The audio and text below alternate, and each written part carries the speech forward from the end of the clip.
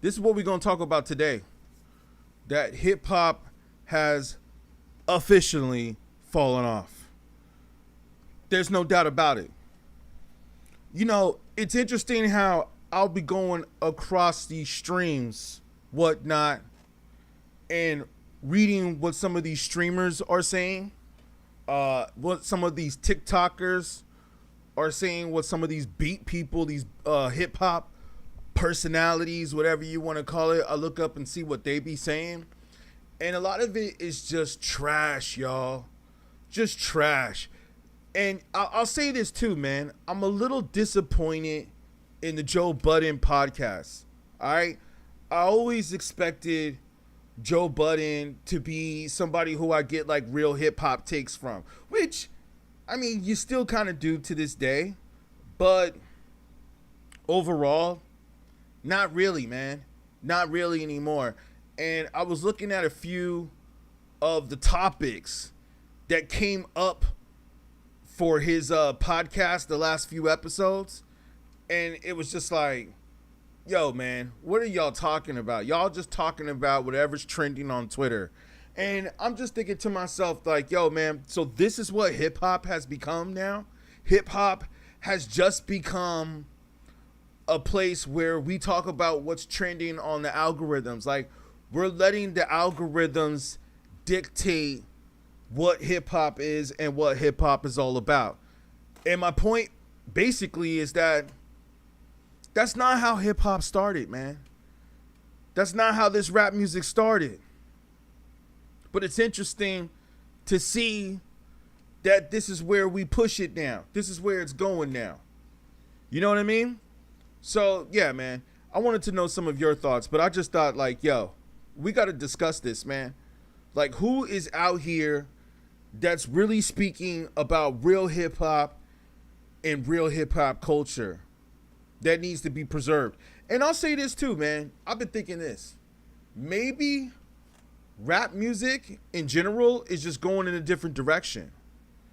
Maybe it's starting to go in a different direction. I could see that. You know what I'm saying? I could literally see that. Because maybe the genre of hip hop has finally done its thing. You know, because we got to be honest, man. What's going on today is not hip hop. It's not hip hop and it's not rap culture. Yo, like for instance, I know this is a little different and we don't need to play the clip because the clip is just so horrible. Let me just fix this real quick. But there's a streamer, right?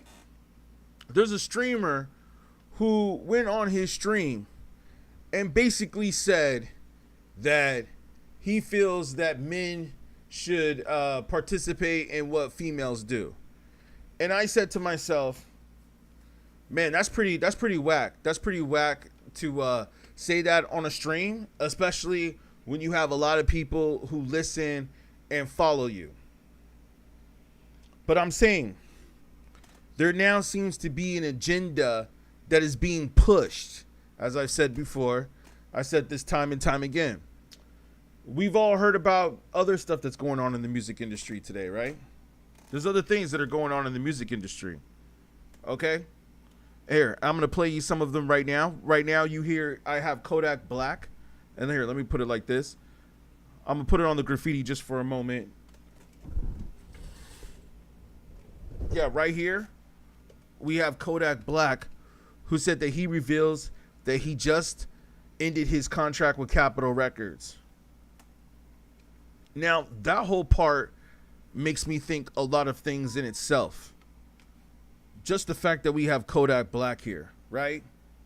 Who says that he ends his contract with Capitol Records.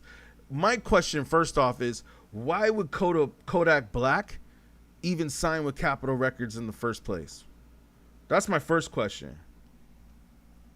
Is why would you sign with Capitol Records in the first place? Okay?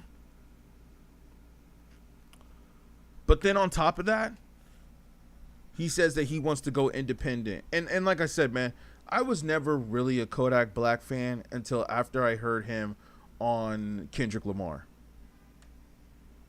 Okay? When I heard him on when I heard him on Kendrick Lamar, which was it? It was the album Mr. Morale. Yeah, Mr. Morale. That's when I said to myself, I was like, okay, this guy can rap. Absolutely. Okay, I was just seeing what some of you guys were saying real quick on the hip hop. Give me 1 second. I mean, I could play this real quick. I could play this. And why not Drake? I'll take Drake too. Okay. I don't think they're gonna let Kanye. Yeah, they. Not some of the things he's done. And then, first of all, I don't think either one of them could. What they're talking about right here, this is on the Shannon Sharp show, and they're talking about who they think is going to do the next Super Bowl. They said Chris Brown, Jay-Z, or Kanye. Chris Brown or Kanye. That's who you want to see in the Super Bowl? Yeah. Yeah, why not Drake? I'll take Drake too. Okay. I don't think they're gonna let Kanye. Yeah, they. Not some of the things he's done. And then, first of all, I don't think either one of them could. If Hov is in charge of it. Yeah. If that's the case, then ain't gonna be no Drake then. It ain't gonna be no Kanye. It ain't gonna be no Kanye. It ain't gonna be no Chris Brown either. Chris. Let me play it over here for context so you guys can see it on this screen. It's probably better that I show it on this screen. Let me play it for you guys right here. Brown or Kanye. That's who you want to see in the Super Bowl? Yeah, why not Drake? I'll take Drake too. Okay. I would love to see Drake. I don't think they're gonna let Kanye. Yeah, they. Not some of the things he's done. And then, first of all, I don't think either one of them could. If Hov is in charge of it. Yeah. If that's the case, then ain't gonna be no Drake then. Ain't gonna be no Kanye. Ain't gonna be no Kanye. Ain't gonna be no Chris Brown either. See, that's the part that I wanted to speak on too, though, is that that's where the politics have come into play. Is that now we can't even have good artists performing at the Super Bowl because we've let politics play too much of a role into it. That's what we've done now, man. We've let politics play too much of a role into what's going on. This is why I understand that Jay-Z is doing the halftime show and that it's good that he is doing the halftime show. But I also do feel that maybe there has to be someone in charge now who is not as political or who as involved in the beefs. Because now Jay-Z is too much involved in the beef. He's too much involved in the beefs to where he can't even really book a good act. He can't, and he won't. So let's be honest, man. I think that we all can see Drake at the Super Bowl. I think that we all can see Kanye West at the Super Bowl. We've already saw the concert that Kanye did, live, where he sold out 100,000 people in LA twice. Or how many people can you fit at SoFi Stadium? Let's fact check that. How many people can you fit at SoFi? At SoFi Stadium, around 70,000. So you could fit 70,000 people at SoFi Stadium. Multiply that by 2. We're looking at about 140K. All right? And not only that, man. But the other point is that he did this in Europe too, where they said supposedly in Europe he had that at one show. So he definitely could put on a good performance. And we're happy that we saw that at the show. I'm happy that I saw that. I gotta say, it was a great show, man. Brilliant show. But like they said, man, Will he perform at a Super Bowl show? Now, I don't know if Kanye really has it in him to perform at a Super Bowl show like the way he used to, but you're supposed to have. Yeah. Actually, as a matter of fact, now that I think about it, if Kendrick Lamar can do the show, then I believe that Kanye West can do the show. Now that I think about it. Yeah. If Kendrick's going to do a show, Kanye should be able to do a show. And looking back, I think we all can say Kendrick is weird, man. Kendrick is weird, even though I know I'm rocking his shirt right now. But I got to say, Kendrick Lamar is a little strange because, and let me pull him up on the screen for context. Yeah, man. Kendrick is strange. You know why? Because when he got the opportunity to do the Super Bowl, it's like he could have did all of his classic songs, right? But instead, let me bring it up real quick. But instead it was like he did all of his you know what I'm saying, his traditional songs. At the pop out. Yeah, so I just wanted to make sure I pull that up just for references. Where he came out with the all red hoodie on. That should tell you right there that Kendrick Lamar's a blood. If that don't tell you, I don't know what to say. But yeah, when Kendrick came out and did the pop out,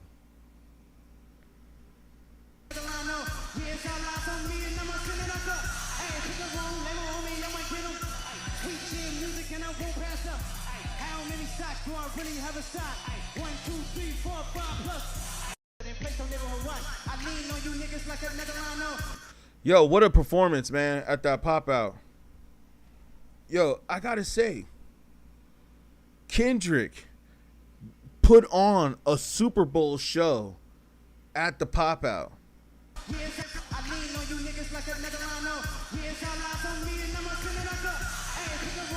Look. He's got DJ Mustard right there next to him. Okay? He's got DJ Mustard right there next to him. So right there, it's like, all right, he's showing you that they brought out Mustard at the halftime show at the Super Bowl, right?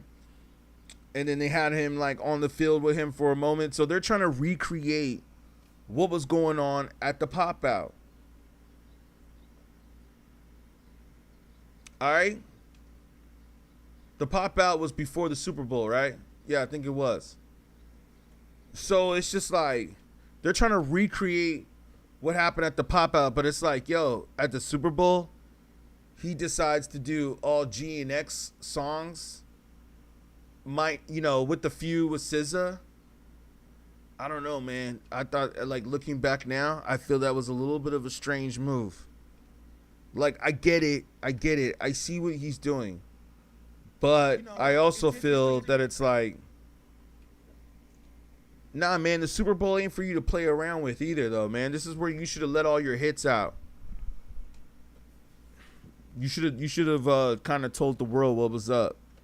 That was your opportunity right now. Now they're just gonna kind of associate with you with G and X. That was a young move. And if Jay-Z allowed that to happen, then the battle that Kendrick did with Drake, I think alone in just how he handled that battle basically goes on to show why he's successful, why he is able to do the things that he's doing. It's because of that battle. Yeah, it's because that he was so successful in that battle that they were just like, okay, yeah, we got to give you the Grammys. We got to give you the Super Bowl. Not to mention what else is going on in the music industry. But, some things, not everything needs to be discussed. I just want people to know that, yeah, man, it's shifting. I think, or not just think, but I believe that we are in a shift right now. And it's like a shift of consciousness. You know what I mean? It's a shift of a consciousness that we are in right now. And rap music right now is it's taking a change into something else. Like the rap that we know, that we grew up on, like right here, like the graffiti, the studio, having to like pay for studio time, do all that, rap in front of the crowd, prove that you're dope. Nah, man, that ain't around no more. You know where we going right now? And you could say I predicted this. This makes me want to like go do on this right now. You know what I'm saying? But we should discuss it. What's happening right now is an electronic, digital format shift where hip hop is no longer just about like rhymes and beats anymore. You heard that debate with Lord Jamar, right? And now we don't even know if that debate was really true or real or not. But what we can say though is that we had people that were on that debate that were saying they don't even care what the lyrics are about. They just want to hear a vibe. Well, if that's the case, then you should be cool with instrumentals, right? But nah. I remember one of my homies said this, and I still agree with him to this day. He said, people want to hear songs. Like, instrumentals are cool, beats are cool, but at the end of the day, people want to hear songs. And that's what you have to do. You have to deliver songs. And if you can deliver good songs, then more people will stick around and they will listen to you. So it's like, yo, man, because it's like, it's interesting to me. Like, you could just play the instrumental. But for some reason, especially women too, women ain't going to listen to that. They're not going to listen to instrumentals. You know, because you want to have both demographics. You don't want to just appeal to women.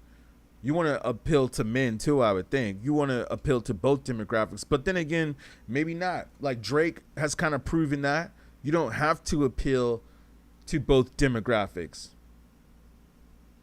You can just appeal to women. And men are going to buy concerts to your shows because that's where the women are at. Or that's who their girlfriend wants to go see. So maybe that's kind of smart. He understands that the female is the consumer. So maybe that isn't an intelligent pathway to take. Okay? But for the most part, I would think as a rapper, you want to appeal to both demographics. Rapper, singer, entertainer, whatever it is. You want to appeal to both demographics. And yo, man, and that's really what I gotta say. Is with Kendrick, he did some things that were dope, man, in that battle. But I think after the battle, who knows? And then now we have Drake, who dropped his project, The Iceman, and we'll see what happens with that. I've heard stories, or rumors, shall I say, that people say that Kendrick is actually in the studio right now recording music. Which I wouldn't doubt. I wouldn't doubt that he's in the studio right now recording music. As a matter of fact, I'm pretty sure he has to be, because Drake just dropped his album and he's not going to let Drake get away with that. He's not going to let Drake get away with talking trash on him like that. So we're going to see what Kendrick is doing next and what Kendrick is coming out with next. But what I will say, though, is that, man, on top of that, hip-hop, again, it's not the same as it was anymore. And I think that we have to be willing to accept that. And we have to be willing to, like, move on and understand of where we're at right now. This is where we're at right now, man. And like I said, we're going into an electronic shift, an electronic cultural change. And yeah, man, we can't compare these rappers to what it is anymore. And as I was saying earlier about the lyrics, it almost seems like the lyrics don't even matter anymore. It's more about just the melodies and what you're saying. And maybe that might be cool, man. Maybe that might be cool because you know why? If you ain't really saying certain words, then maybe you're able to knock down barriers with that. You know, it's almost like an AI model that's like speaking in different languages, and everybody could be asking the same question, but the fact that the AI is able to answer in different questions or different, you know, languages for your questions. That's what I'm saying, man. That's where we're headed right now, or that's where we're already in. And maybe that's where music needs to go. Maybe that's where it needs to go, man. I'm starting to see it online already.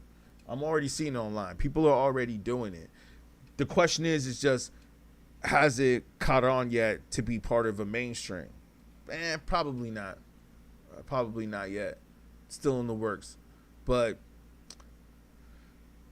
yo, man. When did hip-hop become mainstream? Rap music became mainstream in 1979, 1980, right? So I think that that's when record companies started taking a chance on it. Like when they said, okay, you know what? We can invest money into this and see what happens. That was around 1979, 1980. But now I think that rap music started to like really become mainstream, like when you started to hear it on the radio, when you started to hear it on TV, when you started to hear more rappers getting signed. Now people starting to see like, oh, maybe I can make some money off of this and I could like feed my family and stuff like this. Like not only are you rapping because it's fun, but you're also able to make a living off of this. I think that started happening around mid 90s. You know, again, a lot of people, or not a lot of people, but this is why I consider it the golden era. This was the golden era because this is when rap music was good and when you could make money off of it. See, in the early 80s, not a lot of people were making money off of rap. Even in the 90s. It's almost like NBA players. You look at players like Michael Jordan, who I think we can all agree is like the best player. This dude got a contract for what? Like $250,000? And at the time in the 80s, yes, that's pretty good, but still $250,000. Now you got people that are getting $250 million. $250 million, and they're not even half as good as Michael Jordan. Hey, to each their own, man. That's cool. That's where the money's at right now. But I don't know. Something weird going on. It's something weird going on. They're controlling the industry, and they're doing it through the rap music. And that's what happened. When the industry and the corporations started seeing that they could make money off of this, what did they do? They degraded and downgraded and dumbed down the music and the culture. And that's just what it is, man. And people got paid for it. You know, like I said earlier today, it's what's happening with streamers right now. Like, look at what these streamers are talking about. What these streamers are talking about is some of the dumbest stuff that you could ever talk about. But hey, they have influence. They have all these young kids watching. Of course, what advertisers are not going to pay to be in this?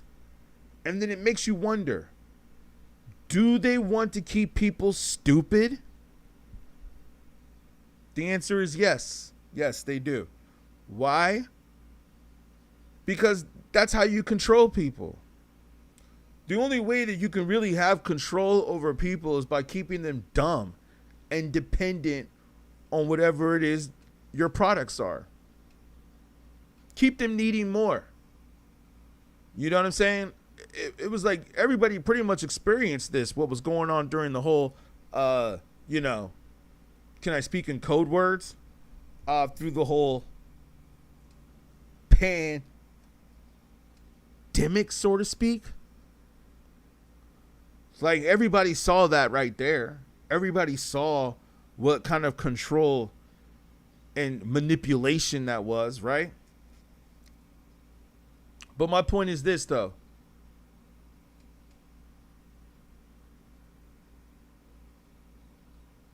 Are you being controlled by the music? Let's not even get into a deeper subject. And you know what? I'm probably going to have to do this on a whole nother stream. Maybe I'll do another stream later tonight. I'll probably go for another few more minutes. You know what I'm saying? But maybe I'll do a stream later tonight where I'll say, isn't it interesting that none of the music talks about, you know, what was going on over in Egypt? You know what I'm saying? And I had these conversations with KRS-One, and it's like, yo, man, what was going on over there in ancient Egypt? Cortez Smith, what's up, man? Salute, my brother. I just saw your text come up right now. Streamer culture proves that we are in the scandemic. Yeah, man, shout you out, man. I completely agree. Man. That's what we're in right now, man. We're in a time right now where they're using streamers as the new rappers. You know what I'm saying? The streamers are the new rappers. They're the new ones that are keeping people stupid. And this is what we had on some of our other conversations. Sorry if there's a little bit of a delay between the comments coming in and what you're saying, but thank you for the likes too, man. I appreciate y'all. Yeah, man. It's almost like they want to push the narrative of just stupidity across the culture. You know what I mean? They don't want people to speak about the real. And it goes back to like what they were doing with hip hop, like we were saying earlier, as I was going to mention, with the Soulja Boy, even with Lil Wayne. And I still get some of you in the comment sections that will say, oh, well, this is how I feel about Lil Wayne, and this is how, and that's cool. Like, everybody to each their own. You're all entitled to your opinion, but Lil Wayne is trash overall. There's some good parts about Lil Wayne, but overall, Lil Wayne is trash. And he was the beginning of when they were pushing the agenda. Cortez Smith, you say, they literally stream and talk about nothing. Exactly, man. 100%. 100% that they literally stream and they talk about nothing. As a matter of fact, not only do they talk about nothing, but they push the gay agenda. I didn't want to play the stream, but like maybe you guys won't even believe it. Or maybe I shouldn't play it because it's just it's so gay. And I'm not homophobic or nothing, but let's just be honest. That's not really part of hip hop culture. And this dude, Playboy Marks or whatever his name is, Plaque Marks, you guys can go look at his stream. I'm sure some of y'all that follow or know what's going on with that will know his stream. This dude was saying that he wants men to like participate, let's just say, in activities that would make a male look gay. I'm like, why are they pushing this? Why are they pushing this? And I know I'm not the only one that said this, because I think that some other rappers took to social media, and I think this just happened a few hours ago, or just happened like yesterday or something like that, or whatever. It's not like old, like it happened a long time ago. This is actually recent. This just happened. Okay? And some rappers have even taken to social media to say, this dude must be getting paid by the powers that be or some hidden agenda to get pushed. You know what I'm saying? To make men act this way. Yeah, exactly. Cortez Smith says, you think that they use Lil Wayne to destroy hip hop. I completely agree. And this is what a lot of my friends said too. That came up with me in the underground. We've all had these talks, especially in the studio. We've had these talks where we're like, yo, man, Lil Wayne is basically being pushed by the powers that be to destroy hip hop. And I think a lot of people are seeing it now. As I've said earlier and time again, we can kind of see it now. You know what I mean? Yeah, I agree 100%, man. Like, that's what is going on right now. And you're right. Not only did they do it with Lil Wayne because that was what was popular back then. What was popular back then was to put these rappers out here that were talking literally about nothing and saying nothing in their rap music, but pay them to do this and pay them to influence the young minds. Now that they see that rap music is not really as popular anymore, or it's not really cracking as much anymore as it was, now it's like, okay, let's do it with streamers. That's what they're doing now. They're doing it with streamers, And yeah, I agree with you 100%. Cortez Smith, shout you out. Thank you for the comments, man. I appreciate that. That's what helps the ideas to be flowing too. Yeah, man, you said you kind of think they make him look ridiculous or make ridiculous music with bad auto-tune. Yeah, I mean, if you go back and you listen to some of his lyrics and what he was talking about, he was actually talking about absolutely nothing. There were a lot of lyrics that Lil Wayne kicked where he was literally just putting words together. Like, he was literally just putting words together. Like, this word rhymed with that rhyme, so I'm going to say that. Like, talk about ABC rhymes. And they dumbed down the culture. This is why Lupe Fiasco has the song Dumb It Down. He was definitely talking about that. Shout out Shaboinky. You say it's hot. What's hot? Lil Wayne? Lil Wayne is what's hot? I mean, I think people can kind of see right now that Lil Wayne has officially fallen off. We don't even need to talk about the Super Bowl, right? Shaboinky. We don't even need to talk about the Super Bowl. We could just say straight up, Lil Wayne has pretty much fallen off. And you know why he's fallen off? The reason why he's mainly fallen off was not just because he was a trash or is a trash rapper. It's not really because of that. The real reason is because you can only hide the truth for so long. I'm sure we've all heard the saying, right? You can only hide it for so long. Sooner or later, the truth is going to come out. Sooner or later, everybody's going to figure out that your shit is really just trash and that you really weren't about the culture. Now, can I say, was Lil Wayne not really about the culture? I don't know. Maybe he was a little bit about the culture. Maybe I think as he got older, I think he started to appreciate the culture more as he got older. But in the beginning, when he first got signed, before the tattoos, like before he got all the tattoos on his face, before all that, nah, man. I don't think he gave a shit. I don't think he gave a crap about the culture, yo.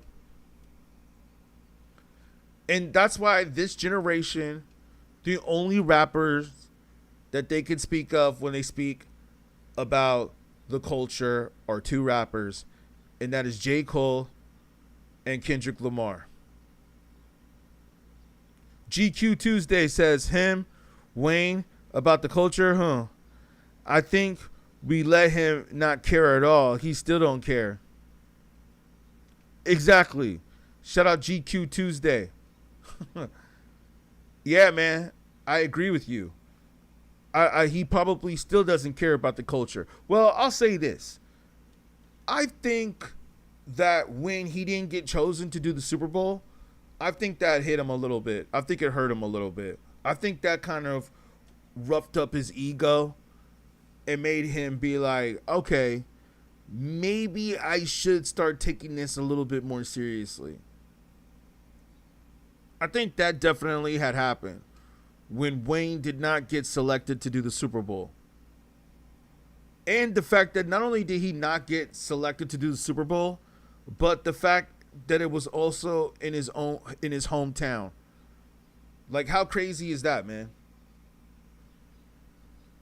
How crazy is that? That the Super Bowl is coming to your city and they're doing hip hop. They put on a rapper. They put on a rapper who was beefing with one of your label mates, or not even just your label mate, but somebody who you signed. They're beefing with, and they selected that rapper to come perform in your hometown. That's got to be a trip.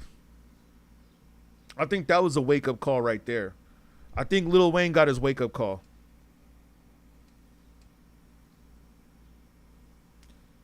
GQ Tuesday says, Wayne saying a cop saved him. Yeah, I remember that. He stood on that and never surrendered his political take. True. Well, didn't he take pictures with Trump, though? I think he was taking pictures at the White House like a few years back during the first campaign, or the one that Trump lost. I think he was taking pictures with Trump. But yeah, I remember he did have that where he said that a cop saved him. And you know about the cop that saved him. You know, the story has it is that he actually says in the story, he changed his story, I think, where later on he said that some people were, I don't know if I could say the word, but he was saying that some people were busting at him. But later on, we actually found out that he busted himself. Pause. But yeah, for those of you that could understand the code words. But it's just like, if that's the case, that you know what I'm saying, that you tried to take yourself. I mean, I don't know what it was that he did. I think he was like going through a dark time. He was going through a depressed time. But it's like, if you did that to yourself, that's kind of stupid. And I mean, to each their own, but then you're going to rap about it and be like, that's why a cop is your best friend, or why you, I mean, I can understand that cop helped you. Okay, cool. But now you're going to try to just have a whole different take on police and all that stuff. Whatever, man. Get out of here. Thank you for the likes coming in. Cortez Smith, let me get to your comment. I was reading some of the comments on the other platforms, but you say, I eat the cat like cold pizza. Yeah, exactly. This agenda goes back decades. Yin Yang Twins were originally conscious rappers, but to get a record deal, they had to make silly music. Yep. Thank you, Cortez, for the comments. I appreciate you. And thank you for the likes, man. I appreciate you. Thank you, GQ Tuesday. I appreciate it, man. Yep. He was friends with Trizump before the politics, so the relationship makes sense. You know, I think there was a lot of rappers that were friends with Trump before, you know what I mean? Before he got big. But not just that. What I also think, and I want to shout out Cortez Smith, you know, once again, thank you, GQ Tuesday, for the likes. I appreciate you, man. Thank you. Wish we would have had you on sooner. I was just on here just, you know, rambling about hip hop. But, you know, I have these hip hop rants. So thank you. I appreciate it. Yeah, man. The agenda with the Yin Yang Twins.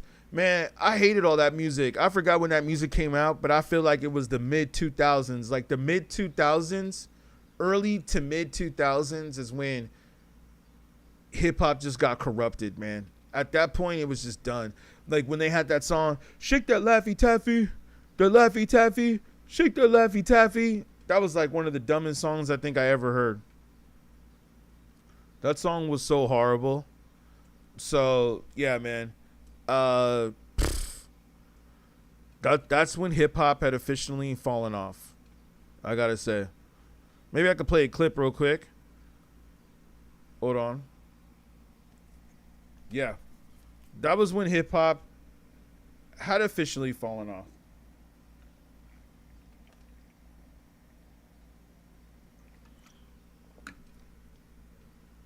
Yeah, man. And you know, the music industry, have you not noticed there's a lot of strange things that have seemed to just happen in the music industry all at once or in a short amount of time? And I agree. I think that it's always been like that, man. Like, I think it's always been something to that nature going on.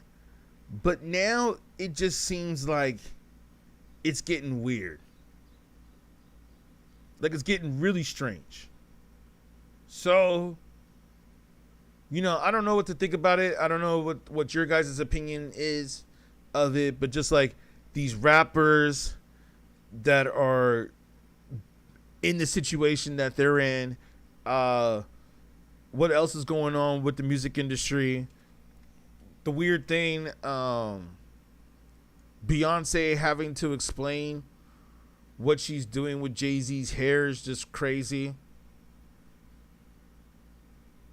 But you see, I understand, man. We're going to have these things that are going to happen. We're going to have these things that happen. I'm just going through other little... I'm just going through like some other things real quick that I saw that was popping up on my feed. See a lot of things popping up on the feed. Yeah, man. Hip hop, man. Music industry. It's crazy right now, man. And like I said, I think I'm about to get up out of here. We might jump back up on here later tonight. You know what I'm saying? Like I said, man, I want to thank you guys that have jumped on, that have supported, that watched the stream. Shout out to my members. Thank you. Like I said, without you guys, couldn't really do it. So I want to say thank you to all of y'all too. Yeah, man. And let me see. There was somebody else that jumped in the comment section real quick that I wanted to say. Yeah. Shout out Lil Jon. I just want to say, because one of y'all was saying something about like Lil Jon and all them. Lil Jon actually looked out for me, said he was a fan of my music. So I can't really disrespect Lil Jon. But had I not heard Lil Jon's music before, yeah, man. Degeneracy, man. Degeneracy. That's what we're pushing here. We're pushing degeneracy, not making honest money, being independent, doing it all by yourself. This is the reason why there's so many people out there that are struggling. It's because the culture teaches people to be by yourself, and if they don't get along with you, or if they don't believe what you got to say, or they don't want to work with you, F them. F them. You don't need them. You don't need them. Do it yourself. Nah, man, that's not the way the culture should be. That's not the way we should push things. We got to push teamwork. But you see, and that's what's funny too, man. Because to think about it real quick, if you go back to back in the days with hip hop, you'll see that back in the days, man, we had groups. We had hip hop groups, and people were like more working together. All right? Like they were more like, yo, let's do this, man. Wu-Tang. Like Wu-Tang is a perfect example. Okay? Like Wu-Tang is basically a group that said to themselves, okay, we all know that we're dope rappers all by ourselves. You know what I'm saying? But we know that if we come together as a group, we will be way more powerful as a group than we will be as solo rappers. And so what did they do basically? What they did was very strategic. They basically formed an alliance, right? And had everybody come together, create this Voltron supergroup. And then what happened? Then they got their solo deals afterwards. You see, but my point is this, is that rappers ain't thinking like that nowadays. Rappers are not thinking like that these days, man. What rappers are thinking about these days is, I don't even think rappers are even thinking about rapping these days. What I think seriously is I think rappers just want to figure out how much money they can make. That's what I think now. I don't think they really care about, do I have a message that I need to put out? Is there something that I really need to say? Is there something that I really need to talk about? No, man. It's like we said earlier, even these podcasters, they're talking about nothing. All they're talking about is what the gossip is on platforms like Twitter. You know what I'm saying? That's all it is, man. All they're talking about is what the algorithm is saying. They're not talking about anything whatsoever. Academics TV has now turned into a reality TV show where now he's trying to date Diddy's escort, aka 50 Cent's baby mama. Yeah, man. Crazy. And it's like, what was 50 Cent thinking in the first place? You know what I mean? Like the fact that he had a child with this woman, like, I mean, I can't blame him for that. We've all been guilty of that sometimes. But it's like, yo, man, you had a baby with this woman. After you do the song, Have a Baby by Me, Baby, Be a Millionaire. And then this man has this woman and his baby mother get exposed by Diddy. And now Academics is talking to her? Oh, man, that's got to hurt. It's got to hurt to have a woman that you were in love with, I'm assuming, because why else would you have a child with her? And then all of a sudden she's talking to Academics and about possibly hooking up, well, even if it's all for jokes. Still, the fact that you can't control your woman like that or control your ex like that, and that's a whole nother story. But my point is that, I don't know who's trying to call me right now, but we busy.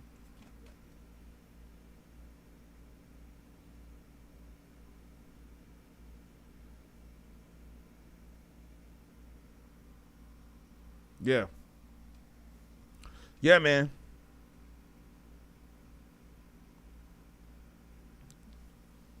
It's like people always want to just start calling all of a sudden when you got something going on. You can text me, leave a message. But yeah, man. That's a whole nother subject anyways. That's a whole nother subject. Let's play this Wu-Tang. I'll be right back with y'all. Yeah, they don't make rappers like this anymore.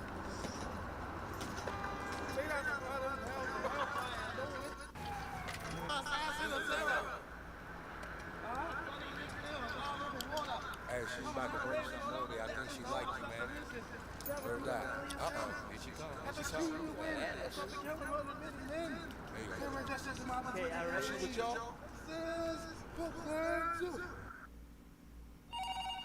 There, we'll skip that. Little early Wu-Tang interview. 95, which I said was a great year for hip-hop. Who's this guy? He's taking the photos. His name is Ashkan. Ashkan. I ain't seen you in a long time. What's up? Ashkan? What that mean, Ashcan? You should ask him. Like Ashcan, that's how you spell it though? Not exactly. Stop making fun, nigga. Stop making fun. Hey man, I went to Germany. I learned a lot over there. Yeah, but he's not. But he's not from Germany. He's not from Germany. You can look. He's not from He Germany. saw the snout He on the French plate, or something. man. You French? What? Iranian? What's that, a third world country? What's that? Damn. Damn.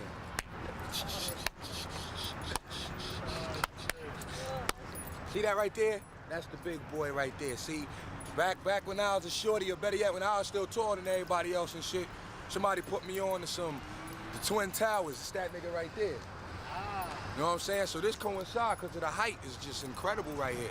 Word up. We like them shits right there, standing above the crowd. We can see everything.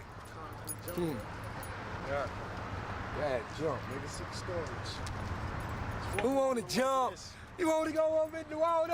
Let's fucking walk along the ledge like you did the roof. Yeah, word, you stupid, man. All them brothers out there smoking that water. Safer, right? Word up. Nigga don't wanna fall in this shit. Hey, it's Babyface. Nigga did not play. Yeah. Killed him too. It was Babyface. He look like Babyface, right? Pauly Shore. That was Babyface though. Crocodile Dundee. Looking like him to me. Mickey Rourke. He look like him. Roseanne. She over here like, yeah, that look like Babyface to me, right? He was a little baby-facious. Yeah. Should we just start the interview? What?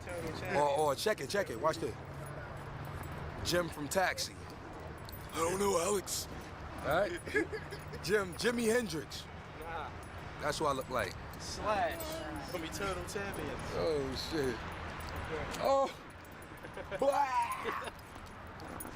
So let's talk about the album. What's the concept of the album? The concept of my album, it wasn't really no concept. It was just like changing of the times. Everybody's conscious of what they singing now. Niggas is thinking more. So what I wanted to do was I was just gonna come through and represent my block. Staten Island was on the map. It was just a point of taking it to the universe now. You know what I'm saying? So every word, every syllable, every aspect of the album is from my block, Park Hill. That's what the album is about. It's about Staten Island, period. Whoa. And what makes your album different from the Wu-Tang album? It's my own style and my own name on it. It's a solo project. That's about the only difference. RZA did all the tracks, so that's the Wu-Tang type of thing already up in there, regardless. And what makes your style? What makes my style? Everything around me. Like seeing that bus go by, everything. I mean, I get inspired from regular life, real life, word up. That's what sells, right? When we spoke to you on Staten Island, you said that you labeled yourself the second greatest entertainer in the world, and you labeled Old Dirty the first one. Yeah. Explain this concept. Why you see the first and the second? Cause ain't nobody else in the category but us, you know what I'm saying? Dirty is the greatest entertainer, cause Dirty, he projects this aura. He been like that since I first knew him. He has this aura where he always command the crowd. You know what I mean? No matter where he's at. I mean, we could be outside lounging with a crew or whatever. He has everybody's ear. He's doing all the talking. Everybody's paying attention to him. That's how he commands the crowd. Word up. And me, I'm the second greatest because I go the extra mile. You know? I got to feel them. I do whatever the crowd is on, the vibe they giving me, that's the vibe I'm on when I do my stuff, my shows or whatever. Word. Was it hard to do the solo album? Nah, not really. The thoughts and everything was all there. Only thing that was hard was adjusting because we was on tour at the time and I did a lot of my songs out of state. So it was like, you know, how you supposed to really feel it? It's like 7 o'clock in the morning, you've been up all night, 7 o'clock in the morning, you laying down vocals, you know what I mean? So it's crazy. Word. But it worked. Yeah, it worked. Hell yeah, that shit went platinum this week. Congratulations. Cal, platinum in the US of A.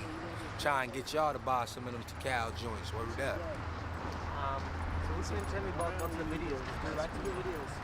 Yeah, videos is fun. Not doing them, but watching the result of them afterwards, hell yeah. Putting it all together, yeah, that's the shit. What's the idea behind the last video, One is Married? Mary? Well, they cut the whole beginning out and they cut the whole ending out. If you see the whole video, basically it was like 5 minutes out of my life. I was on my way to the store for my girl, whose mother doesn't like me, you know what I'm saying? And she comes in the room, she's beefing, I'm gonna call the cops on his ass, all this, that, and the third. Only reason why she's acting like that is because this is how a ramen brand reached over 1 billion people without using social media. In my opinion, gonna be one of the maybe her daughter's father or whatever was into some heavy drug dealing or whatever, and she didn't know what he was up to, and she got caught up in some bullshit, and she probably thought I was on it the same way. On something, you don't know what he be into. I want him out of my house. You don't know who he dealing with when he's in the street. I want him out of my house. Don't bring that shit in my house. So I'm leaving on the strength of that. Plus she wants, you know what I'm saying, something from the store. So on my way to the store, right, I get caught up in like a drug bust, because the guys down there, whether I knew them or not, it doesn't matter. I'm not down there doing what they do. I'm on my way to the store, the cops come and raid the building. I'm like, oh shit, what's going on? Door opens up, I see my chance for escape, so I take it. I don't want to have to go through central booking and I ain't have nothing to do with nothing. And the way cops is crooked nowadays out here anyway, you don't want to get caught up in stuff like that. Because if they say you had it, black man in America, you had it. For real. So I run or whatever, I get away from them, and I still go to the store. You know, and then I threw the little entertainment in there with the eye and things, snuck back in the building. But I made my way back upstairs to my girl's house. Because really, if you look at it, really, her mother's always beefing at me, so I'm used to it. It's like I get up and leave, but I'm always coming back. You know what I'm saying? So I come back, Yeah. We will never get another Method Man interview like this again. I mean, keep in mind, y'all, there's a lot of jewels that were dropped in this interview, but keep in mind, this is in 95. All right? This is in 95, like way before the internet, or shall we say the internet was given to us. You know, it was probably already being used in the government and all that, but was it given to us? Were we able to use it? Probably not yet. So when this dude, Method Man, was talking about how he went platinum, yo, keep in mind, that's really platinum. Okay? That's really platinum. That's not like, oh, okay, he just had like a certain amount of streams. Nah, man, people actually got up and went out to the record store and bought his music. I consider that real platinum, not this fake platinum as what we go by today. Because let's be honest, even people nowadays are saying, oh, they're faking the numbers or they're faking the streams, right? They're faking the numbers and they're faking the streams. The other thing about this interview is what's interesting is that with Method Man, he looks all ghetto and all this and that. And that was kind of the whole facade back in the 90s. But, you know, we see how Method Man turned out today. We see how Method Man is. We got to say, man, dude is a smart dude. He's a very smart, intelligent dude. He's actually pretending to be ghetto and not know what's up here, but he really knows what's up. Maybe he was like that back then and he changed as he elevated. Could be a possibility of both, but I mean, I think we can all say, I mean, Wu-Tang in general, like how they turned out, they're all very smart, obviously. They wouldn't get to the level of where they're at right now if they weren't. If they weren't smart. Right? So, yeah, man. I mean, this interview, though, right here, man, I also got to say shout out to them, man. Like, the fact that you're interviewing Method Man, probably before Method Man was really famous. But, again, I guess he was still a little famous because, what's it called? He went platinum off the Decal, which is a classic album. Yeah, there's a lot of stuff that the government used but didn't give us until decades later. Yeah, man. Of course, there's a movie called Good Shepherd with Matt Damon, I think, and Robert De Niro. Good movie. And in the movie, I think it's about, you know, the government and all this and that and like secret societies within the government. Right? And I have a bunch of other speculations about that movie, but I'll save it for later. But in that movie, it shows that they're using the internet. And this was like back in like the 50s or the 60s. They're already using the internet or whatever it is. Like they're communicating across different countries. And, you know, back then you'd have to pick up the phone and you'd have to call people.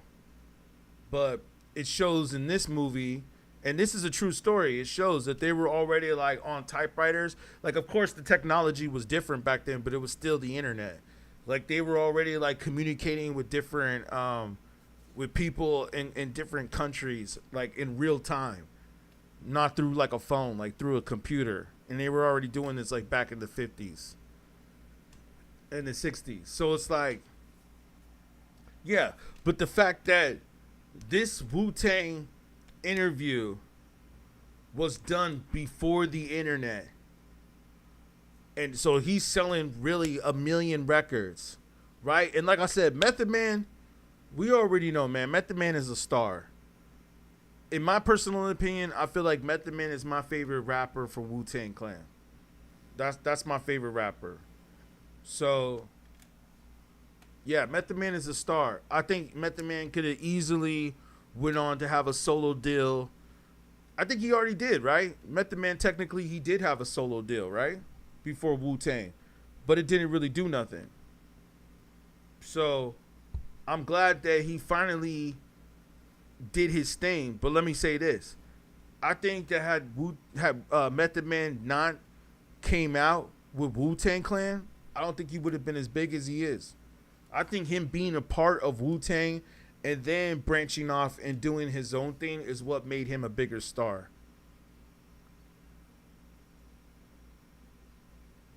Cortez Smith, you says, right, I think it was both. Method Man was smart at a young age. Yep.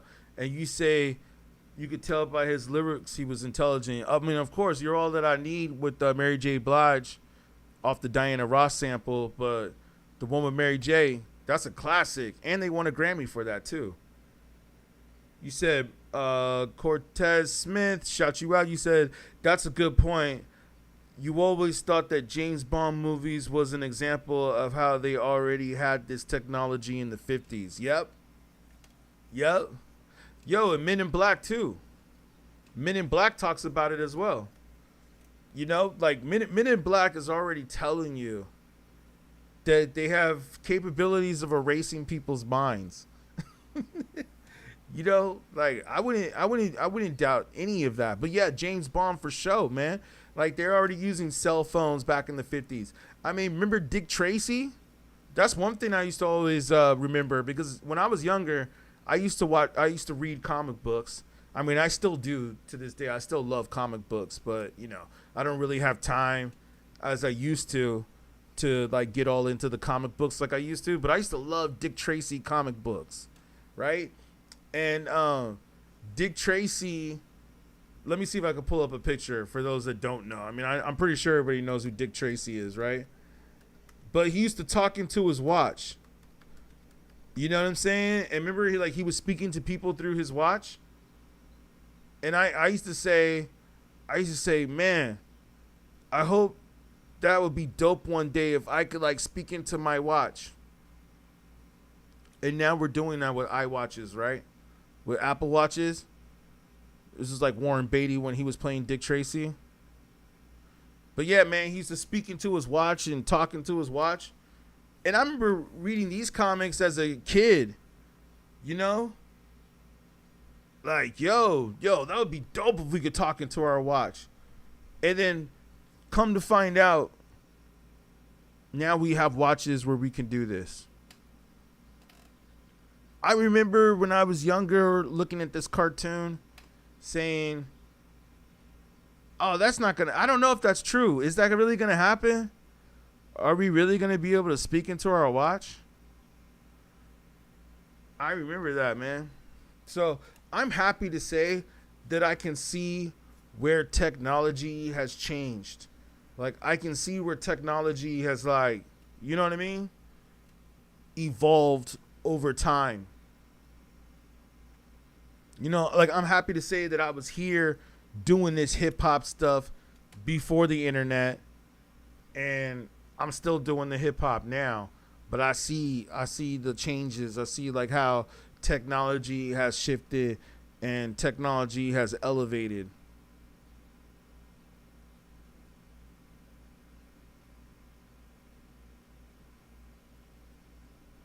Oh, yeah. Yeah, shout out. Yeah, you said exactly. You were bringing up how 007 used his watch for different things. Yep. And I love James Bond too, man.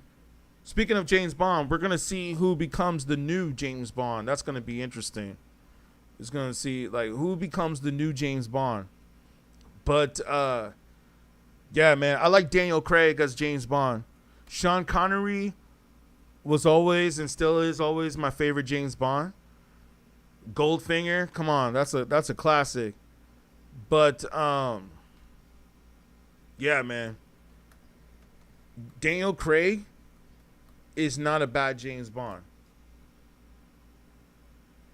Like Daniel Craig was pretty good, man. He was a pretty good one. Casino Royale, classic. So, I mean, that's really the one, the first one. The other ones are cool too, but the first one, that's the gem right there, man. The Casino Royale.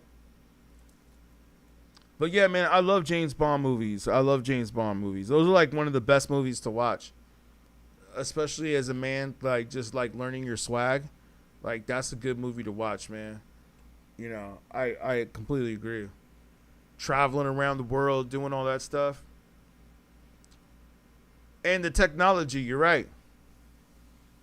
The technology. So we got to look at it now, man. The technology, and that's what we were talking about earlier. The technology, I think, is definitely changing the music. I mean, come on, yo. Let's be honest. Like you see right here, I got not only like the graffiti on one picture, but I got the studio, the recording studio in the background right here. Yo, man. Because this is what it took to record back in those days. Like nowadays, you got people making music on their phones. Okay? Like, yo, man, we got people making music on their phones. So it's not that hard to record music. Now, does the quality sound good and is it good music is another question. I'm sure some people are able to do good music on their phones. I mean, that's the one beautiful thing about the internet is that now we're hearing music that otherwise you probably wouldn't have heard. And that's what makes me feel like sometimes where I'm like, yo, man, there's a lot of good music out there that is not being pushed to you by the industry or by the agenda. Like, if some of y'all actually take the time to go out there and search music, you might actually find some good music out there. Like, there actually is some other good music out there that doesn't get its credit. So, I'm happy about that. I mean, I'm sure we've all like listened to Spotify. Listened to what is it? You know, whatever radio stations those are, Pandora. I'm sure we've all listened to that and heard that music.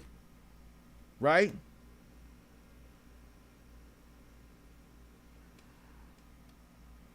And we've seen that sometimes we discover music where we're like, yo, this music right here sounds better than what's being pushed to me in the mainstream.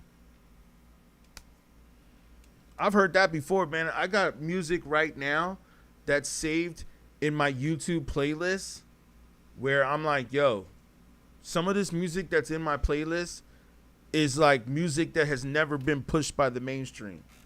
Like music that I've never heard on TikTok. I've never really heard pushed hard on YouTube. Some of it I've discovered on YouTube, though, so shout out YouTube. Some of it I have discovered on YouTube, some on Spotify, some on Pandora, but mostly YouTube, I gotta say. Yo, YouTube's algorithm is genius, I gotta say, man. That's why I trust the process. I don't care sometimes how many people are on the streams or what my videos are doing. I'm just trusting the process. I feel like the algorithm is going to work when it does. Just like Dick Tracy on his phone right here, talking to his watch. It's all going to come up and catch up when it's time to. The technology, the algorithm, all that stuff. And that reminds me of what I was saying earlier about the KRS-One thing. And I'm just going to say this real quick. This will be another stream, but remind me on this if some of y'all jump on the next one. Let me ask you this, man. Frequencies. We understand that frequencies are important. You know what I mean? Like, we all understand that frequencies is what makes music. It's what puts the music out there. It's what does certain things. Frequencies are important. So my point being on that is that there's no talk of how important frequencies are in music, and especially in hip hop. Now, I think that some rappers I have heard mention this. There are some rappers out there that have mentioned this, but it's very rare. It's very rare that we will talk about frequencies, vibrational shifts. Let me look it up right here. Frequencies in music. Do you feel what I'm saying? Like, they have these, and I just think it's interesting how there's not a lot of people who will speak about this on their streams or speak about this in hip hop. We could pull up this video just to see. I mean, there's even, like, we have a picture right here of the graphs. So what I'm trying to say is this, is that hip hop definitely goes deep into consciousness.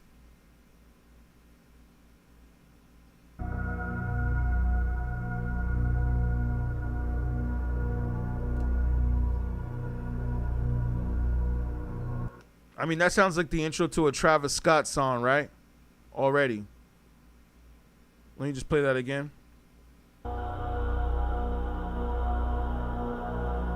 Frequencies.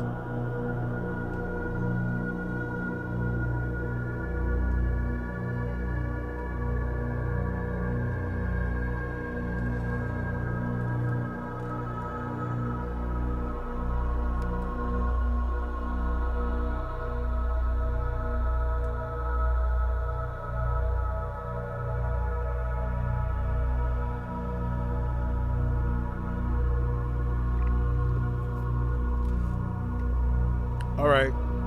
Yeah. Straight up. I can make a beat off of that. Easy. No doubt. That would be a dope beat. I'm going to save that to my playlist. Like I said, again, there's a lot of dope stuff on YouTube. And I found this sound right here on YouTube. I just looked up frequencies, music frequencies, healing frequencies. I wasn't even looking for healing frequencies, but that's dope. It definitely does sound like full body aura, healing frequencies. That's the point. Do we understand that music can heal? Do we understand that music can save people? It's interesting, man. My bad, Cortez Smith. I jumped over here on the other platform for a minute, but let me come back to where you at. You said, yeah, I agree with you on that. You said too many people have access to things that can make music. Yeah, and that's why a lot of the music sounds trash that it does today. You said it sounds like something that you meditate to. Yeah, that's exactly what this is. Yeah, man. This is exactly what this is right here. And I had some friends that like taught me about some of this stuff too. You know, opening up your chakras and stuff like that. But this is the point that I'm making, though, is that, yeah, music can literally treat depression. Absolutely. You know, and speaking of which, Mos Def, one of my favorite rappers, I think he goes by Yasin Bey now. Shout out to Talib Kweli. Talib Kweli got all mad at me on social media. I got to post that. But, yo, Mos Def has one of my favorite lines where he said, like, hip-hop, medicine for loneliness. You know what I'm saying? Like, basically, if you're lonely, you just put on hip hop or start doing hip hop, and it takes care of all of that. Like, yo, it's true. It's true. Depression, loneliness, man, most def, like, put the right raps right there, man. And that's what I say. That's what I say, man. Like, rap is definitely something, if you do the real hip hop culture.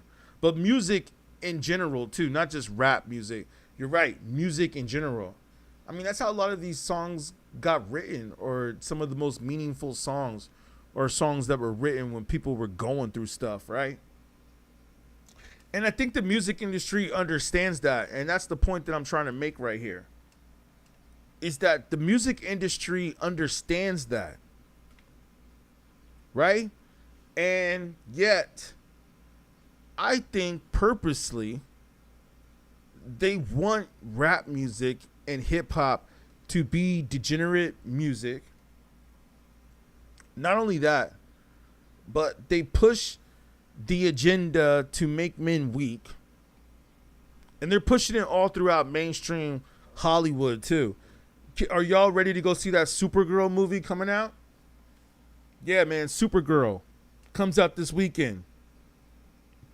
That's going to be real interesting. So it's like, yeah, man, the whole agenda is being pushed. They definitely push it through rap music. They push it through movies and culture. We're going to see what happens, man. But the point that I want to make, too, though, is that I think that now people are getting tired of it. People are getting tired of having to be signed to a record label, because it's like, okay, let's say you get signed to a record company that's going to pay you multi-millions of dollars, which I know some people will accept this, because obviously look at people like Ice Spice and all them, right? So like, clearly they took a check. Clearly there's videos of her twerking on stage where she looked like she don't even want to be there. You know what I mean? Like, she don't even want to be there twerking. Okay? So, yes, there's plenty of videos out there of this, right? But my point is this, is that let's just say some people out there are probably getting tired of the fact that, like, oh, okay, am I going to get signed and then get all this money and then I get to do, well, that's the problem. They don't get to do what they want to do.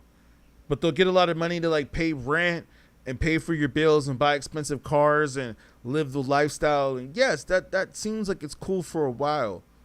But then after a while, and there's plenty of stories out there of this, after a while, it's like the person wants to be known for what they really want to do. They don't want to be known for playing a character that doesn't really exist. And I think that that's what a lot of these rappers and these singers and entertainers, that's what they get caught up into. And that's what they get put into. They get put into this box where it's like, oh, you know what I mean? Like, now they're playing a character. They're not even really who they are or who they want to be. Hence, Kim Kardashian.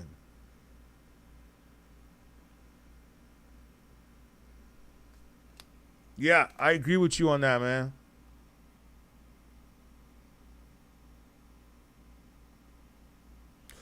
Cortez Smith, yeah, exactly. Perfect example, man. Yes, I appreciate that comment. You said the example, the piano sample from Nas, "The World Is Yours," is an explainable feeling. Yeah, you've heard the original sample? Who was it? The Ahmad Jazz Quartet or something like that, I think it was. That's a dope sample. Yo, that whole album is dope. Pete Rock, shout out Pete Rock too. Pete Rock, who I've interviewed, who you can see on YouTube, he's the one that made that beat, "The World Is Yours," for Nas. And that's the one thing too about Nas, man, is that Nas had like all of the dopest producers doing his debut album. He had Premier, Pete Rock, Large Professor, others that I can like think of and name. But I mean, come on, just those heavy hitters right there. It's just like, and then with Nas's lyrics too, especially a young Nas too, 19-year-old Nas. Yo, how could you not succeed? Yeah, you said the agenda's in every movie. I agree. Cortez Smith says we still don't know why Kim Kardashian is famous. Yeah, she's famous because she did the porn with Ray J. Yeah, the Ahmad Jamal. I like to play the chords on a piano. Oh, okay. We got to hear that, man. Yeah, we got to hear that. Yeah, Ahmad Jamal. Yo, that's like one of the greatest albums ever created, man. That jazz album, like there's a bunch of other samples on there that are crazy. Like Blue. Shout out Blue, even though he rapped over one of my beats without my permission, but it's all good. His verse was dope, but I still need to get my money. But Blue, actually, him and the other homie, they took another part of that same sample that was on the Nas, The World Is Yours. They took another part and did a whole nother beat off of it. So, like, there's other, like, samples on that sample. But I wonder if he, like, when they made that beat, if they thought to themselves, like, okay, I wonder if other people are going to know that this is the same sample that was also from the Nas, The World Is Yours. That's like that's like something that only producers will know. That's like a hidden gem. Like he took a sample that was from the same sample that Nas did, but he took a different part of it and made a dope beat too. I won't say it was a doper beat. The World Is Yours is still the most iconic part of that sample, but he did take another part of it and flip a whole nother beat off of that sample. That was pretty dope too. I was like, oh, okay. So yeah, you can never go wrong with jazz and hip hop.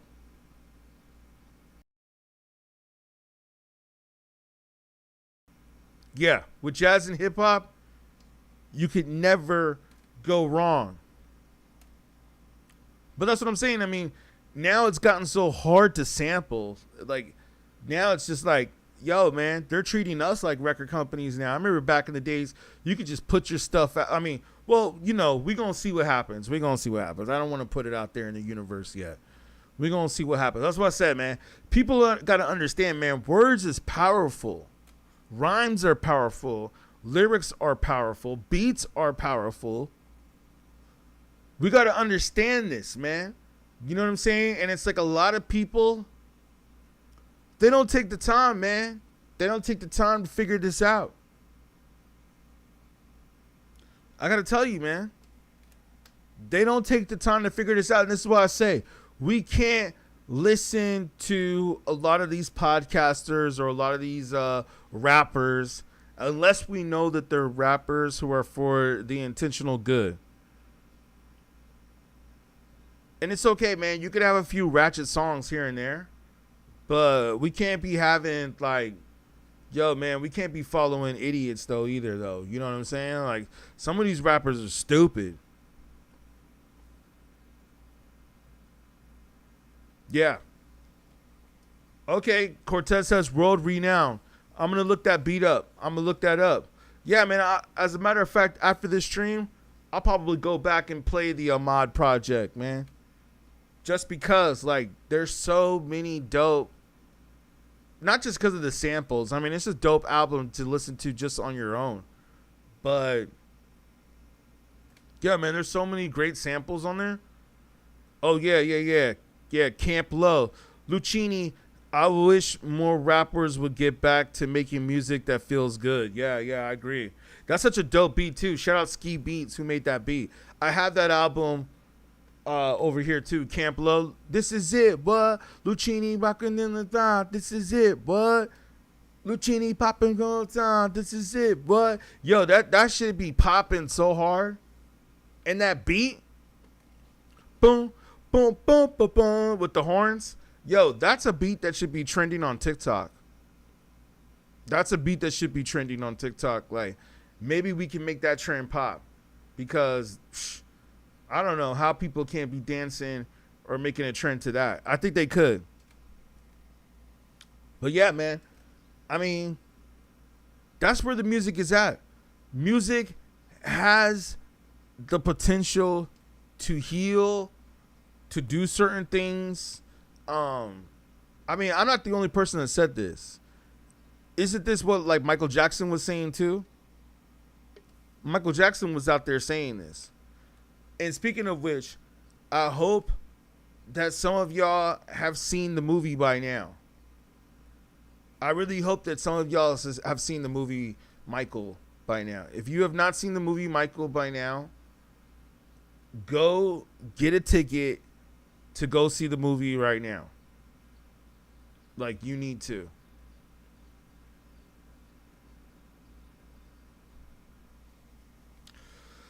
You said, I don't know if you know the producer K Def.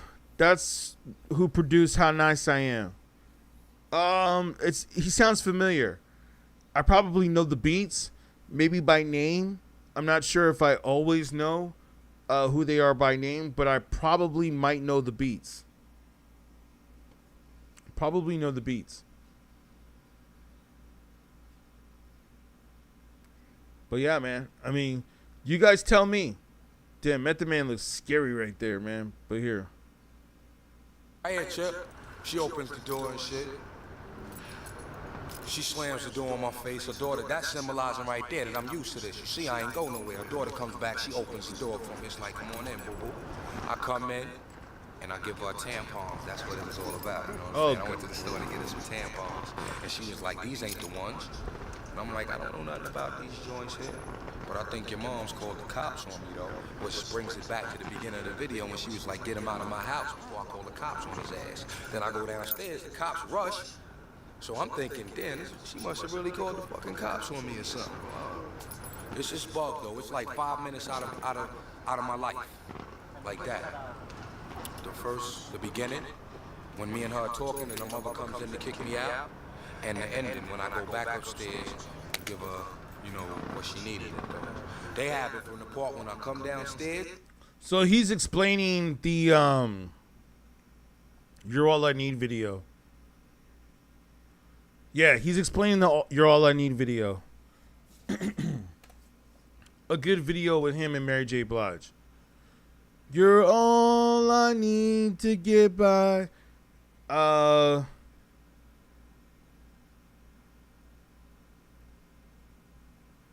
gotta say, You know how that shit go. Mary's cool peoples. She alright. No problems whatsoever with Mary J. Mary J is she one love all the way, man. Word up, man. I appreciate all the time and effort she put into my thing, cause it's paying off for me right now. Word up. Hell yeah. Where you want to go? Got inspected back in Cashapp. Catch me on the Bill Viake. Hey, yo, check this out. This is my clique right here, man. See. Look at this right here. You see this? Cashapp. Man, of course they gotta put an ad right there. Let me just see. I'm curious to see where this interview goes.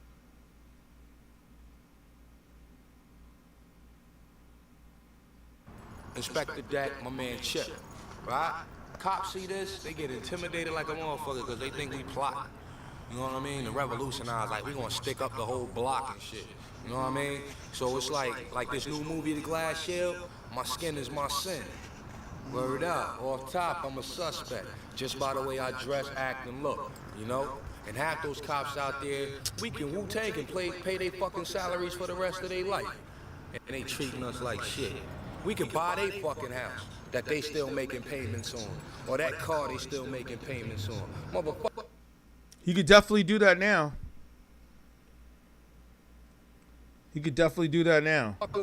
When we do our shows, y'all be out there restraining motherfuckers for us. Word. It's interesting to see how Wu-Tang was so against the police back then too as well. And you know what's so funny or what's so interesting is that this one dude had said on that debate with Lord Jamar, even though now I'm starting to think it might have been just a fake debate. It might have been a debate that was just for rage bait. But the fact that he tried to say that Wu-Tang wasn't positive. And I'm trying to say, like, out of all this that's happening right here, get a screenshot of that real quick. How could that not be positive? By the way, that's the first time I've ever seen Inspector Deck smoke weed. But talking about like how people would be getting arrested at their shows, and that he's the usual suspect because of how he looks and how he dresses. But you know what the interesting thing is, though? Is that now you won't even hear Method Man speak such things. Yeah. We won't even hear Method Man say such things now. Method Man, oh, he seems all political. And, I mean, come on, man. Wu-Tang just did the halftime show at the Knicks game, right? They seem so politically correct nowadays, right?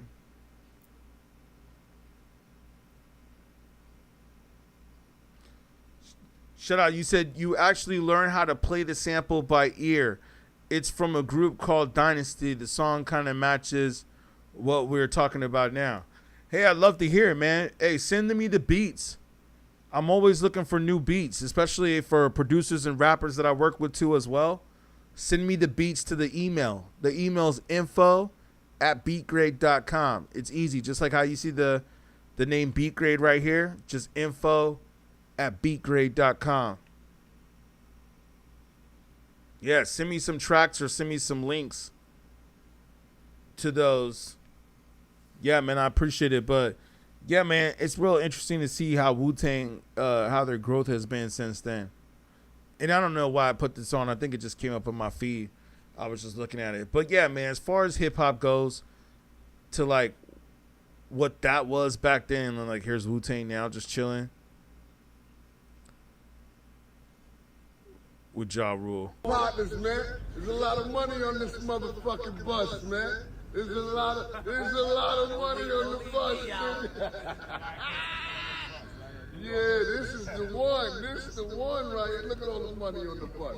Look at what I'm talking about. I thought I was lying. Hold up. We got more money on the bus. I'm trying to tell y'all.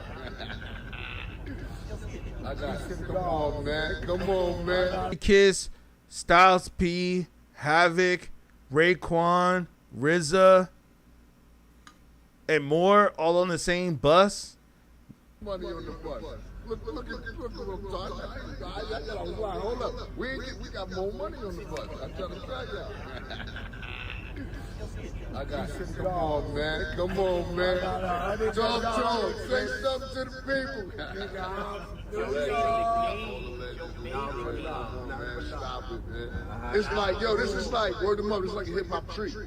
It's like word of mouth. It's like when hip hop started back here. You know what I'm saying? Then it did crack. You was early, so crack. You like that time you gotta stop. And the trees growing. The trees is growing. The trees growing, nigga. This is good shit. Yo, you ain't partners, man. Go. The trees growing, nigga. This is good shit. Yo, you ain't partners, man. There's a lot of money. Yo, I just wanted to see what happened right here. It's like when hip hop started back here. You know what I'm saying? They crack. Fat Joe's telling Ja, hey, you stop. Fat Joe's like, hey, 50's watching. 50 about to clown us.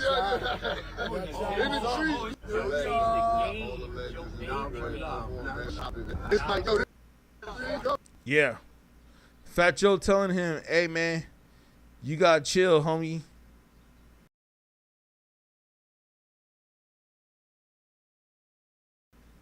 You gotta chill, because 50's watching. Everybody saw where you got kicked off that plane by 50 and his boys. And didn't Ja Rule, speaking of Ja Rule just came with a new song. He's one of the New York rappers that's trying to make a comeback off of this Knicks win.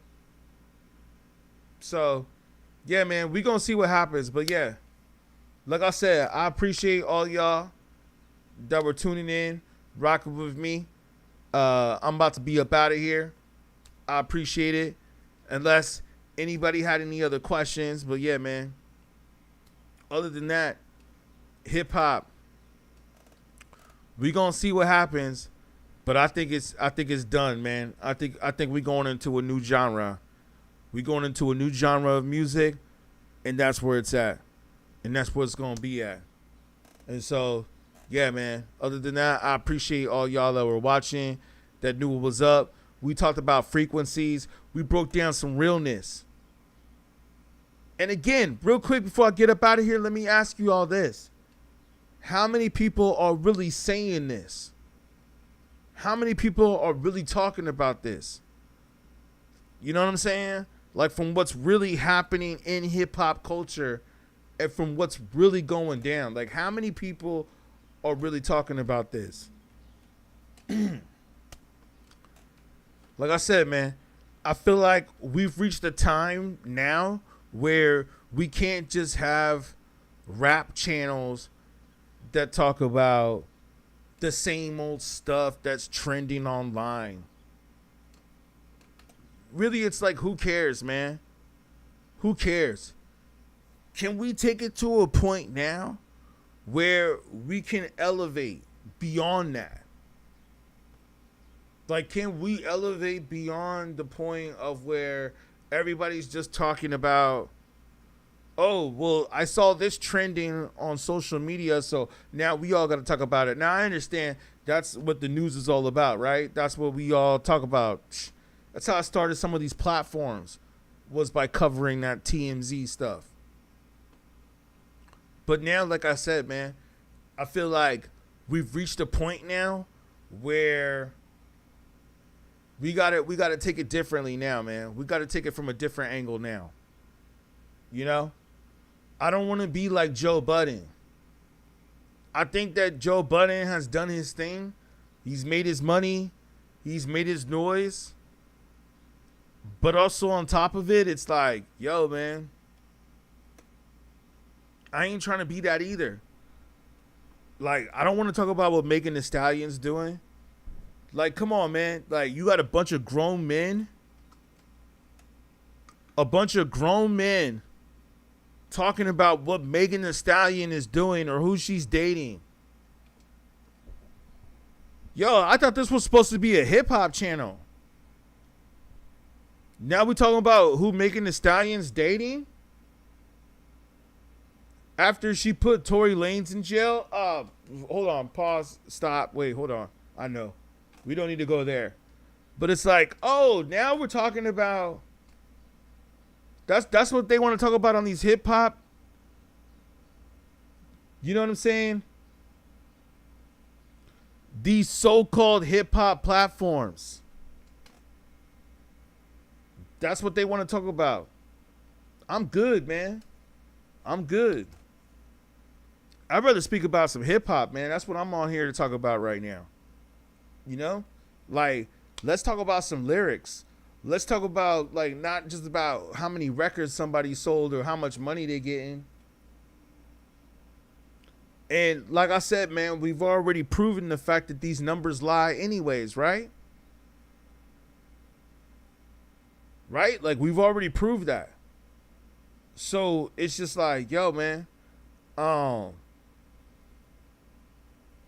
yeah, I don't think we have to talk about any more. I mean, of course we're gonna talk about it. So I shouldn't say that. Of course we're gonna talk about it. How many records did this sell? How many, like Method Man, he did the Tikal, but he went platinum too. So like, that's pretty dope. At least he went platinum. So it shows that he sold some records and he gets to do what he wanted to do. He wrote an album like he wanted to write, and it also went platinum. Okay, so that's smart. Cortez Smith, you say, yeah, that's why you don't do many platforms. We are at the point where hip hop is mostly about beef and drama. Yeah, man, 100% correct. I think 100% correct. I think that when you had the Kendrick Lamar beef, you know what I'm saying? I think that when the Kendrick Lamar beef and Drake beef had happened, and they saw how much they profited off of that, both of them. But like, let's be honest, even Drake profited off of that beef too. Okay? Like, Drake made money too. He went to Australia, he started doing his little tour. He was making money out there. So they both profited off of the beef. Now, of course, Kendrick winning the battle, he profited more. Okay? But yes, Kendrick basically does the tour. I think he generated over 200 million on the tour. So we're talking like almost halfway to $1 billion. That's $1 billion with the B. So Kendrick did well, man. Kendrick made enough money off of that beef to where he made generational wealth. Okay? He didn't just make money for himself. He made generational wealth. You know what I mean? I agree 100%. They say drama sells, but you think that's just what they say to trick us, okay? You believe it's about programming the masses to be dysfunctional. I completely agree. That's a good point about the beef making money. Yeah, of course, man. It's all about making money. Like, these record company owners and these people who run the publishing departments and, you know, get paid off of monetizing other people's content. You know, kind of like the top 10 series that we do. We do a top 10 series and they're monetizing it and running ads on those videos, but we don't get $1 off of that. Yet the whole video was pretty much my idea. But yeah, I haven't even got, maybe I might have got a few dollars off of them, but I'm not getting dollars off of them now. But they're still monetizing it. So it's like, oh, okay, so you want to take our ideas and monetize our ideas. And it's only, we'll decide what we pay you and what we don't pay you. So yeah, man, in order to figure something out to where you could get paid for and that you're controlling the demographic, yeah, I completely see it. I completely see it with Kendrick. It makes perfect sense that Kendrick is like, okay, he is going to capitalize off of this and make as much money as possible off of this. And that's why it goes back to the point of what I said about the Super Bowl. Yeah, man, it goes back to the point that I made about the Super Bowl, that this is why he probably performed those songs in the long run at the Super Bowl, including Not Like Us, is because he wanted to make sure that he provides for generational wealth. I think it was deeper than just, I'm going to diss Drake at the Super Bowl. You know, because like some people, especially Drake fans, or Drake stans, should I say, especially them, they think that, oh, well, the Super Bowl was all about Drake. That's what it was all about. It was all about Drake. And it's like, maybe somewhat. Maybe somewhat it was about Drake. But maybe other than that, it wasn't.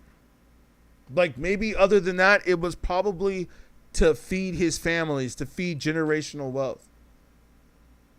That's probably what it was other than that.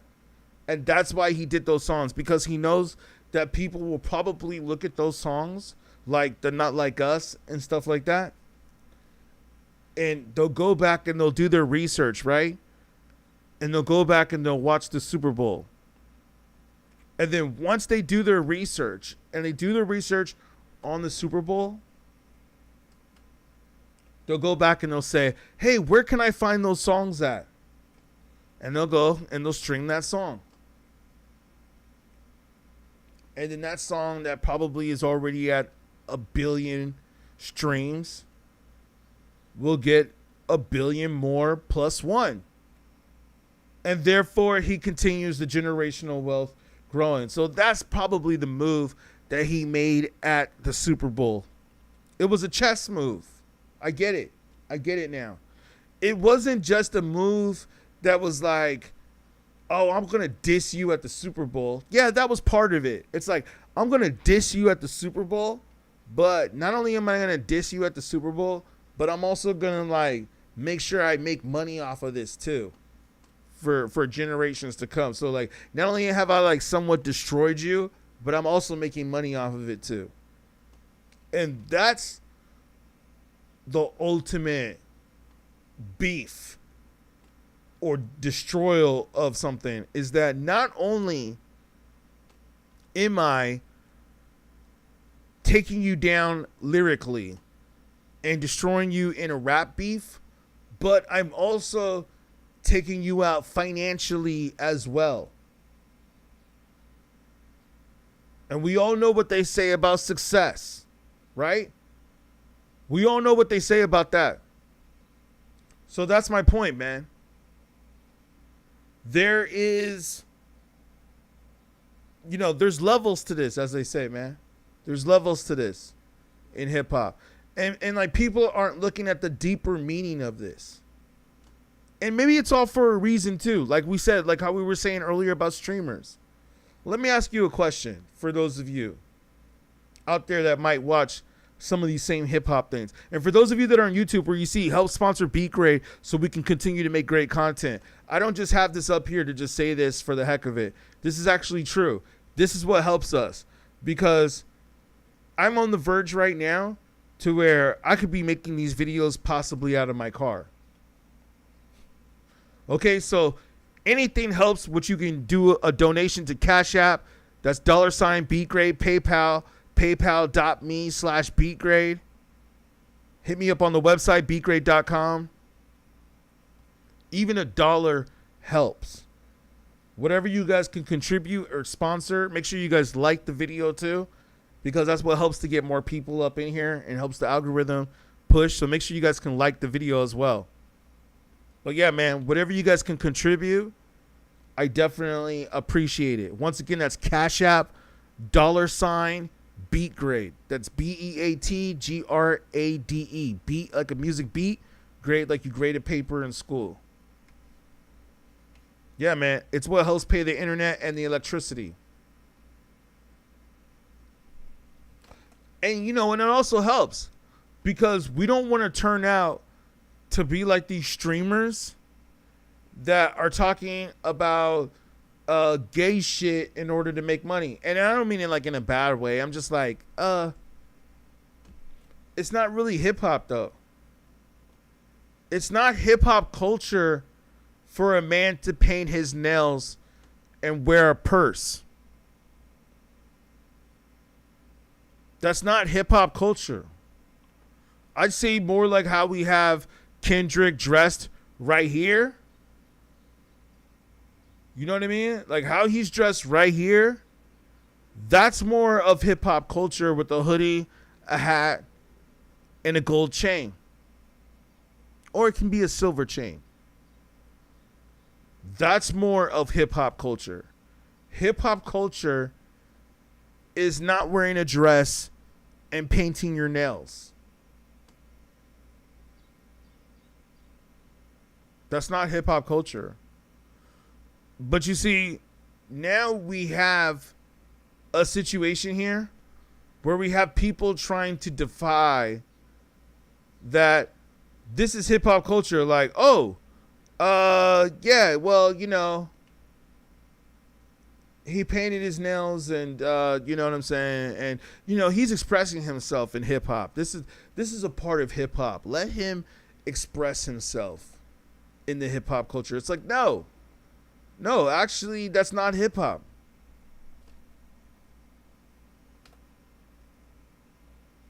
And I'll be one of the ones to say it if I have to. If I have to be one of the ones to say it, I will say it. I will tell you that is not hip hop. Okay? So if we say that no, you wearing a dress and painting your nails is whack, then and people start to say, oh, well, you're just not embracing the new culture. You're just homophobic, or just whatever you want to call it. Whatever you want to call it. I don't care. All I'm telling you is that ain't hip hop. Do not try to sabotage the culture. And you see, that's what the problem is here now. That's what the problem is that we have people now that are trying to sabotage the culture. They're trying to sabotage it, man. They're trying to defy, like, oh, well, wait. We see this part of hip-hop. No. And let's be honest, man. Most of you people that are doing this, I see who you are. You know why? Because I read the credits. I read the credits, man. And I see who you people are. Okay, well, go do that with country music. Go do that with country music. Okay? Like, that's what I say about that. Y'all need to go do that with country music. I don't see y'all doing it with country music over there. That's what I'm saying, man. I will see them do it with hip hop, but I don't see them doing that with country.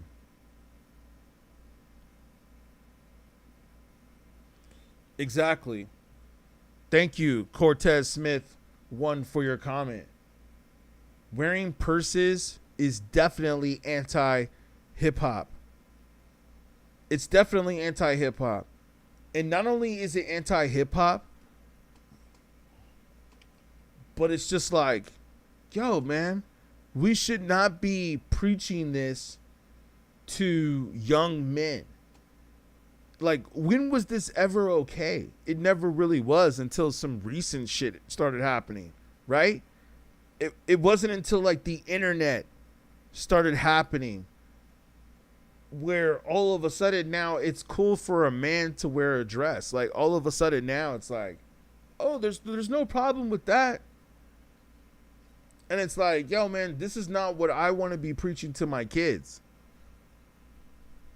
You don't even want your daughters to think that it's okay for boys to wear dresses. If a boy is playing dress up and doing all that stuff, we've seen some young boys do stuff like that. But come on, man. A grown man in a dress saying that this is cool and this is whatever they want to call it. This is risque. This is different. This is dangerous. This is pushing the boundaries. Get out of here, man. Our culture has been hijacked. We have to speak about this. And let's also talk about this real quick while we're in the on the topic. Let's talk about academics for just a second. And I know I don't like to give him that much shine, but I just feel like we have to speak a little bit about this. Please give a like to this video if you feel me speaking on the real culture, because it helps the algorithm, as you know. That's what helps get more people up in here. The more likes we get, the more people we get up in here. It doesn't cost y'all nothing. So make sure you guys like and subscribe. But like this video so we can get it out there and push it. Because I'm going to tell you right now, academics, and I've said this before, but I'll say it again, he's a paid informant.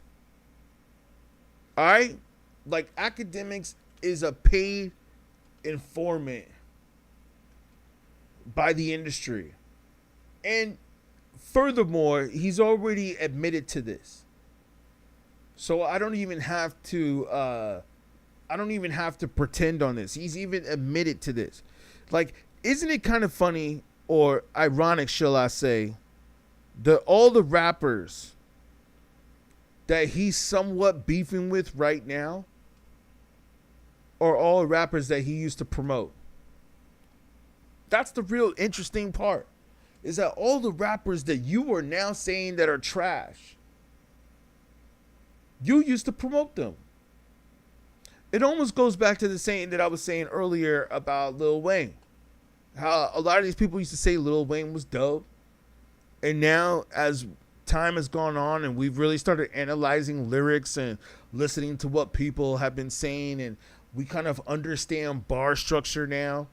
Like, even the average person understands bar structure. we kind of all understand now that Lil Wayne's lyrics are trash. But that brings me back to what I was saying about academics. With academics, it's like, yo, man, his takes, majority are trash. Now, some of his takes make sense. Some of his takes are okay. But I'll say this, though. Maybe it's not just necessarily the takes. Maybe it's the fact that he will push certain rappers that we know are trash. And he will push them to make them sound like they are dope. Like, he'll go to their concerts. He'll do interviews with them. He'll have them on streams. He'll do streams. And we all know that these rappers are trash. And then sooner or later, those rappers will disappear. And then he just won't even talk about them anymore, like as if they don't even exist anymore. I'll give you an example. I can give you a few examples. But let's just say Ice Spice. I remember academics used to push Ice Spice heavy. What happened to her now? Where is he at now with her whole push and her whole campaign? Is he still saying that she's one of the dopest rappers? Or one of the dopest twerkers? Not to mention now he's doing his show with one of Diddy's escorts. So now it's turned into a reality show. It's no longer what it used to be, was what? Somewhat of a hip hop show where you could get real hip hop takes. No, it's turned into a reality show now. Like a Baddies or something like that. That's what academics show has turned into now. It has turned into a Baddies show. So that's what I'm saying. Like, that's who we want to get our hip hop information from. You know, like I was going through my feed right before I jumped on this stream, and I was seeing Joe Budden. And maybe we'll play a clip just for reference. Just for reference while I go get something. Yeah. Shout out Cortez, man. Yeah, you said, and look at the guy who used to wear the dress. Young Thug is definitely an industry plan. Yep. They're trying to force us to accept this stuff. I completely agree, man. And you said, notice the rappers who do these things almost never have backgrounds. They come out of nowhere. True, man. And I agree. Academics is definitely an agent. And I said this on TMZ, which you could see on my homepage. You said when you saw Academics wearing blue hair like a Buffalo rapper, you knew he had sold out. The question is was Academics ever really on? I mean, maybe he was when he was reporting on the drama and all the stuff that was going on in hip hop. Maybe he was, but I gotta say, man, he definitely promoted rappers who were trash. Here, I'm just seeing what news we have going on. Okay, let's play this dude Shigs. I'm sure you guys heard of Shigs. Shigs always promotes some realness. So let's play him. We'll play this video and we'll come and speak on it. How much do you spend on groceries per week? Sorry, we had a little ad playing there. We'll play this video by Shigs. It's about Joe Budden talking about Ocho Cinco, saying that Joe Budden, I guess, is scared of the Rock Nation. So he usually reports the realness. Let's have him speak on it, and then we'll come and talk about it. Chicks Move is somebody I really enjoy listening to on YouTube because Chick just got an intellectual curiosity. All right, so you got Charlemagne shouting him out. Good for you. And after the record came out, a lot of people had different feelings about it. Some people thought it was fire. Meanwhile, other people thought it was trash. Just like everybody else was doing. I heard the Ocho Cinco. It was or not Ocho Cinco, but yeah, it was trash. Joe Budden had a reaction to the diss song, and he was not rocking with it. And not only that, Joe then went on to tell Oskino that he should heal. The beef between you and Jay is 20 plus years old. You gotta drop it, brother. We got 2 people in Philly from here, but y'all not bigging up that new heat that came out from Philly. You talking about what came out of Philly? The Emilio Sparks album? I'm talking about the Oskino diss. Oh, I heard both of them. I listened to both of them. He dissed Jay? Yeah, he did. He dissed Hov. I got it somewhere.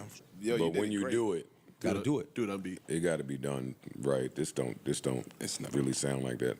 I heard this and was like, what is this problem with him again? Like, I don't even know what the root of this is. Like, you doing a whole bunch of dissing. I have a problem with that.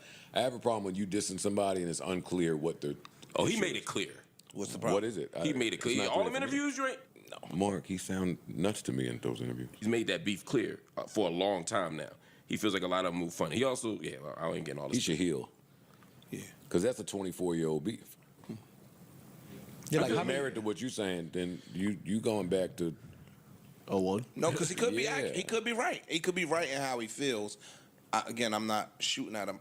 You could be totally right in how you feel, but in 2026, you being on Vlad all the time and just going over this Jay-Z stuff, it starts to look like an obsession. Yeah, look away.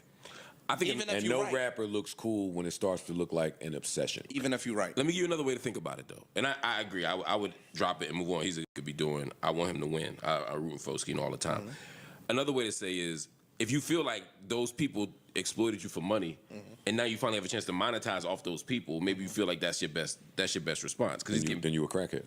No, it looks still. This don't make you a crackhead. Listen yes, to this. It does. Make you a crackhead. It does make you a crackhead. No, if you do it that once, 100% makes you a crackhead. No, if you did it once and you got your point out, but for you to keep doing it every single time we see you. Now, I thought Joe's response was kind of wild. It's one thing if you don't like the diss record. Yeah, Oskino has been doing a lot of interviews about Jay. If you're gonna tell me that I need to heal, well, you also gotta tell Jay as well. He's still mentioning me or sneak dissing me after 20 plus years. Well, Oskino took Joe's response a little bit personal. He's now done 2 different interviews on 2 different platforms talking about Joe. In both interviews, Oskino definitely called out Joe for having some Roc Nation ties, not wanting to offend Roc Nation or Jay-Z, and he also dissed Joe by talking about when he was caught sleepwalking. Oskino told Joe you do not have a leg to stand on after you got caught doing what you was doing. But they can say what they want about that freestyle I did. That shit was, motherfuckers loved it. More people loved it than not. You know, people out of town, they got to say that about Jay-Z. They scared of him. Joe Budden's scared of Jay-Z. You know what I'm saying? I'm like, for me, for Joe Budden, how are you? He said, I need to get help or something like that. I need to heal. How I need to heal, but you butt naked ringing people doorbells? Bro, can you imagine if they said Oskino was out here ringing people doorbells naked? I'm done. I'm grounded dust. I'm everything above, right? Imagine what Joe Budden would have said about me if he heard I was butt naked ringing people doorbells. He's like, what? Oh, he needs to heal. What did he do? You know what I mean? So it'd be funny when I hear him talk about me. I'm like, bro, you have no legs to stand on, bro. Listen, I don't know no nigga that was butt naked ever outside. No nigga I know personally was outside naked. Nobody. That's not some normal shit. That's some shit where they're like, you got fighting demons or something. You know what I'm saying? So I'm gonna pray for him. Joe Budden, I'm gonna pray for you. Well, this week looks like the gloves are finally off and Joe is going all the way in on Oskino. I'm telling you guys right now, this is going to be a very interesting summer. Not only did Joe clown Oskino, but he also attacked him personally. Here's what he said. Oskino, I let it ride once. You little tiny Beetlejuice head motherfucker. I let it ride twice. You goober head bastard. I'm asking you now, how many more times you want me to let this go? That's all I'm saying. I ain't got no beef with Oskino. I don't know him. I only never really thought about him. But he keep talking about what I like to do when I sleepwalk. So I'm just saying, how long am I supposed to let this linger before I address this? I just seen you performing in a nail salon. Was it good? I told you to know. No, it wasn't. And he had 4 hype men in the nail salon. You was just performing your greatest hit at a fucking car wash, nigga. Damn. My advice to you was to heal. That's when I was being cool and friendly. I didn't think it would be no beef in telling a nigga to heal. because all this whole shit is coming off away. I don't have no Rock Nation ties. That angle is not going to work with me. But I just seen you performing in like a fucking bookstore or something with 2 people in there. Leave me alone before I go on Spotify and type your name in. Not your group. You, nigga. Because I know you done snuck out something that you thought was a slap. And I'll go find it. Let's leave this be. Because I got nothing but time on my hands, and especially in 11 days, I'm gonna be looking for a way to get some fucking anger. I'm gonna be looking for a nigga to just shoot at for absolutely no reason. So let's let bygones be bygones, you tiny head motherfucker, and then we'll be cool. You know what I mean? That's all I got for him. I'm sure that's your friend, Mark. I don't care. Shout out to Oskino. Fuck that nigga. Fuck Oskino. Now what? Damn. Pick a side. Yeah. Anyway. He ain't got no beef with Yo, you. you know I don't like And I ain't got no beef with him. I ain't got no beef with him. Yo, I don't like. You know what I So it looks like we have a new beef with Joe Budden, and it's Oskino. Thank y'all. Like I said, I don't want to be another one of these personalities. And let me take a shot for my Monday. Hold on.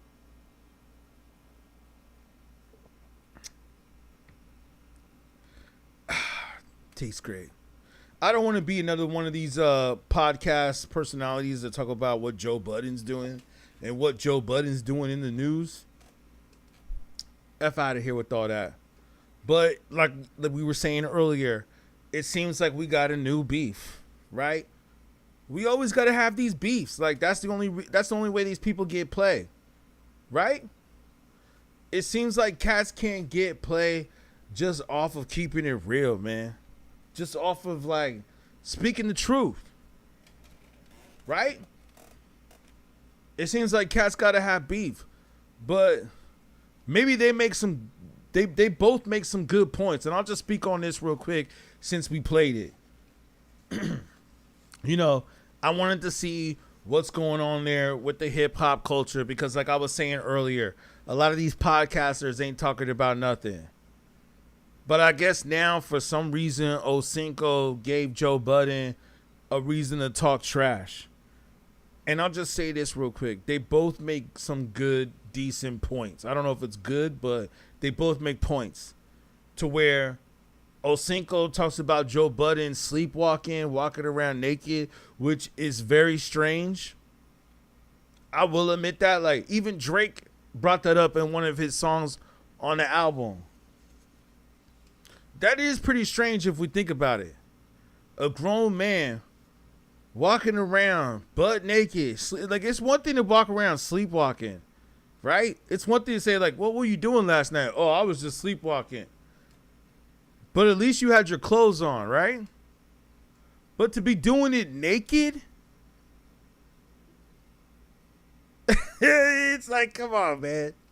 Yo. Part of me thinks like maybe you knew what the hell you was doing.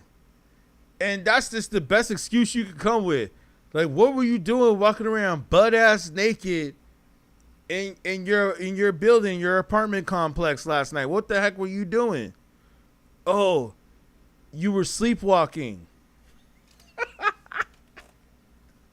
Like, that's the best excuse that you could come with?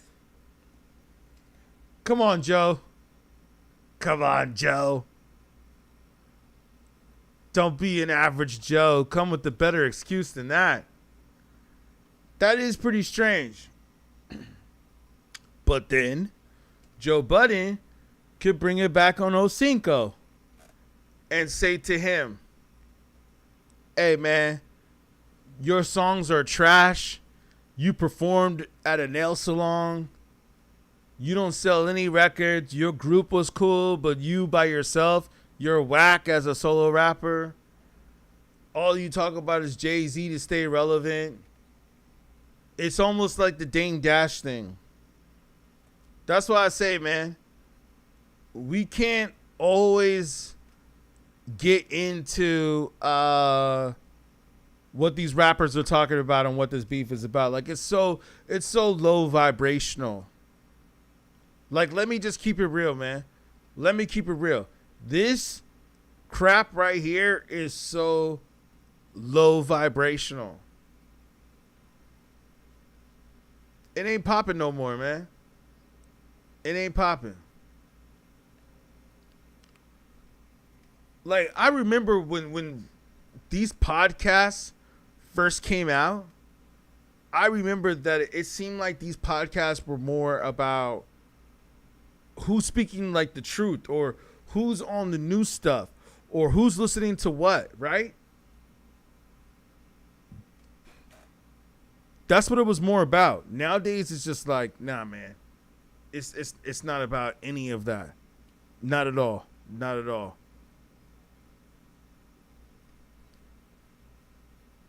All right, let's see if we can play a little bit more before we Just get give me a back. whole bunch of sleepwalking jokes until I start responding to niggas that's easy to respond. You mad respondable to. Can I just also say, Go ahead, you Chris. niggas who be having problems with Joe, stop throwing us into the loop of saying niggas be following what he be thinking and all that dick rider shit. I got an independent thought. So stop looping everybody into the his thought process. Ain't nobody up here yes men or followers. I get sick of niggas leaning into that too. All right, yes. Fuck all that. I ain't talking about you. Leave me out of What that. you talking about, nigga? I'm saying at any given moment, you know what I mean? I don't know. How you mean? Nigga, you tell me you mean. At any given moment, niggas will jump on the bandwagon. Or we'll all be real silent. Or we all agree about But some when shit. I ever had a problem with y'all being And that's silent? it. What the There fuck? ain't nothing wrong with silence. There ain't nothing wrong with silence. Because I agree with a nigga. Niggas is dick right nigga. Fuck you. I don't like all that shit. You got 20-second verses on Oskino songs. Like, you ain't even performing for a long time at that car wash. The DJ cutting that shit off in 15 seconds. Leave me alone before I go find it. I'm telling you, I got nothing better to do. I'm telling you that. Now, sorry, I'm done with Oskino. And nobody else said that but me. Me. Yeah. Hey, dog, a goober head bastard is absolutely insane, Joe. Now, if you're a Skino, you've been going on platforms, interviewing, talking about people that may or may not respond to you, but now you got somebody with a big platform, a big podcast like the Joe Button podcast, that's actually responding and willing to engage with you, which worries me for Joe. If you think you have time on your hands, Joe, you gotta know Oskino has 10 times the time you think you have. Okay. The man is going to dig up every dirt that you have on your name, and he's going to use it against you. Oskino is not somebody that I would underestimate. The same way you told Charlamagne and Jay-Z to not respond to people under you, you kinda should have done the same thing to Oskino. And I don't Oh, wanna put this man. out there in the air, but Damn. I gotta say, see? That's my point, man. A lot of these YouTubers, they ain't talking about shit. They ain't talking about shit, man. That's what I'm saying. Yo, I'm looking at some other stuff that's coming up right here on my YouTube. And some of these people, guess what they talking about? They're talking about the Dame Dash diss song to Jay-Z. I said to myself, is that what we got to talk about? Like, is that really what we talking about here? Is we're talking about Dame Dash doing a rap song to Jay-Z? Listen, when I talk to a lot of y'all on these streams, you guys give me great ideas. And I think I'm going to utilize some of them right now. Because, let me tell you this. I got like a whole 2-day experience with Dame Dash that I need to put up on YouTube. That I haven't put up on YouTube yet. And I'm going to put it up. Like, it was crazy, yo. I was kicking it with Dame Dash for 2 days. And it was just a crazy adventure. Shout out Dame Dash. Dame Dash was actually cool with me. I was filming stuff and I was like, should I film it? And he was like, I don't know. I almost got an interview with him. Now looking back, I feel like maybe I should have pressed a little harder. What's the worst thing they're gonna do? Tell you no? Yeah, man. But I gotta say, shout out Dame Dash. I'm gonna put the video up on YouTube, so look out for that. Of him, you know, like when I was on my 2-day adventure with Dame Dash, but I was also filming it. And you know, this is before he started saying the word pause in every sentence. So, yeah. Because I was telling you guys about a lot of stuff I have. I have a lot of historical stuff. Even on VHS as well, as I was telling you guys before. And everybody's like, man, you need to post that. You need to put that up. So, yes, I will. I plan to. But the reason why I bring this up right now, again, is just because it's kind of weird that it's like, wow, man. Dame Dash did a diss song towards Jay-Z or whatever. And I got to say, it was horrible. And not to mention that it was horrible, but the girl that he had rapping on it too, she was horrible. And the fact that there's actually bloggers and podcasters and people who are about the industry talking about this on their podcasts is mind-blowing to me. Oh my God. It's mind-blowing. Like, how could some of this really be that important? And I understand Joe Budden, to go back to this, he's an influential personality. I get that. I get that point. Joe Budden is an influential personality, right? So if he has beef with somebody, or if he starts talking trash about somebody on his podcast, a lot of people are going to listen to it. And then, of course, like this dude, Chigs, or whatever his name is, they're going to go and they're going to do a YouTube video about it. Oh, well, wow. Joe Budden just had an argument. I guess we got to post it. My point is this. Do we have to be the same ones to do all that same stuff? Or can I be a different hip hop personality that talks about other things that are not going on in the mainstream? Like, that's what I'm wondering. I'm wondering if I can be a different hip hop mainstream personality that doesn't talk about what's going on in the mainstream. And shout out Cortez Smith. I know I should have saw these comments a little sooner. You said, as far as academics is concerned, when you saw academics wearing the blue hair, okay, we read that part. You said something else. He might have always been an agent. I heard guys say he was used to promote drill, which increased the violence in Chicago. Yeah. I mean, that's how he really got big, right? Was promoting the drill music. Right? I mean,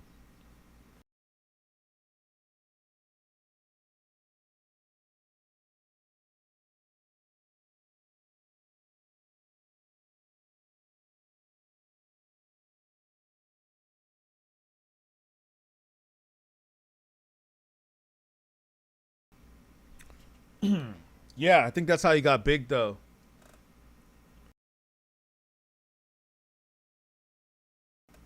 Was talking about drill. It was all about the drill music. So, yeah, man. And, man, let's be honest. That music was nothing but about negativity.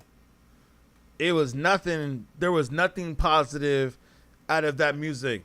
And you know why we can actually say that this is a fact? Just in case if some people want to say like, well, no, it's a fact. You know why? Because the people who were responsible, like most of the main people that were responsible for that type of music, look at where they're all at. Where are a majority of the ones that were like big, that were making money, or at least so we think that were making money? Where are they at? There's a few of them right now that are in prison. And looks like they're going to be in there for a minute. Or we going to see. Maybe not. Maybe they just go there for a little while. Maybe it's all part of their record campaign. Like Young Thug. How long was Young Thug locked up for? Could someone tell me that right now in the comments? How long was Young Thug locked up for? Because now Young Thug is back out there and he's doing the streams now, right? Yeah, Young Thug is doing the stream.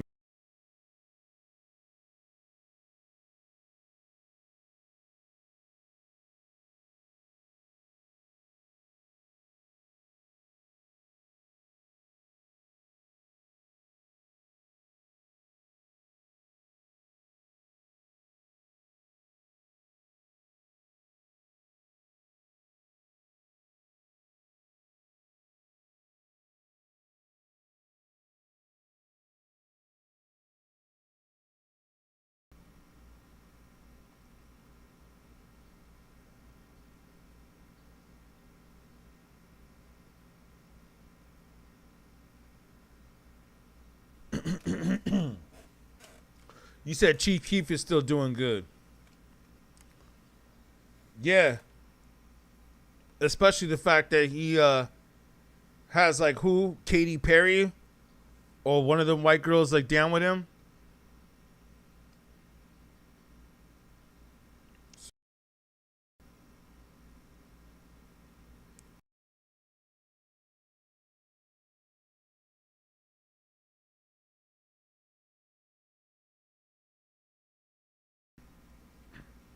You know? Shit. Chief Keef is who you say. Yeah, you're right.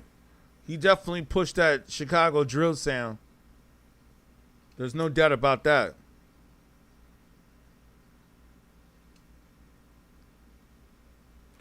Yeah, Young Thug, if you want, I can look it up. Or how long he did in jail. No, I think it was only like a few years or so. The only reason why I brought it up was just because it makes me wonder, could it have been part of a campaign? Because now he's like doing all the things with the streamers and stuff like that. But then again, like maybe not. Maybe not. Because look at him and his boy, or his used to be friend. What was it, Gunna? Yeah, like Gunna's shit was straight, like they act like they ain't even cool no more, right? Because supposedly or allegedly he snitched on Young Thug, right? So like they ain't even cool no more.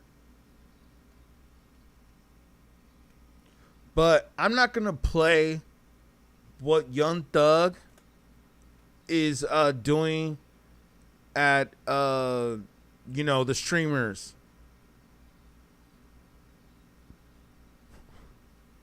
I'm not gonna play it.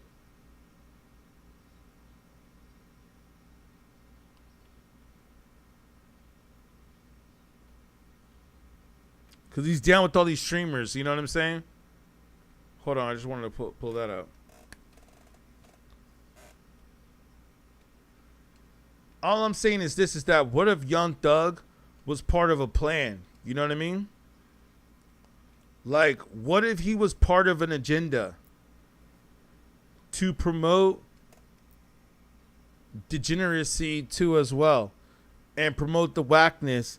And then what if it was all part of a plan, like, okay, we're going to have you go to jail and you're going to do some time so that when you come out, maybe you sell more records.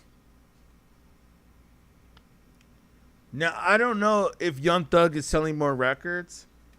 Maybe he could be. I don't know. But I like really think like his shit is so whack that I think he's like a Lil Wayne in a way. Like his shit is so whack that I think it's finally caught up too. You know, to like where people are like, oh, they finally caught on and they've said to themselves like, yeah, this shit is whack. Yeah, Young Thug. I know, and I have the picture of Joe Budden up here while I'm talking about Young Thug. So I probably should pull up a picture of Young Thug. Young Thug was a rapper to me. Excuse me. Who sounded like Lil Wayne. And then later on learned his own style. Which is cool. Which is what needed to be done. But that's the way I see Young Thug. You know? Like he's a rapper that finally, you know, might have found his own style later on. But overall, he was trying to sound like Lil Wayne. Like he's one of Lil Wayne's children. He's a descendant of Lil Wayne. They both have that same flow, that same auto tune. They both want to do the dreads and the braids, the long hair with the tattoos. Even the picture right there with his sunglasses on, he looks like Lil Wayne a little bit. You know what I mean? The picture right there with the sunglasses. Yeah. He looks like Lil Wayne just a little bit right there. So that's what I think, man. I think like his style and what he was rapping about and what he was coming with, to me, sounded a lot like that. And that's cool. That's cool, man. But it's just like, let's be honest. And that's cool, man. He made money off of that too, but let's see. Should we put some interviews up?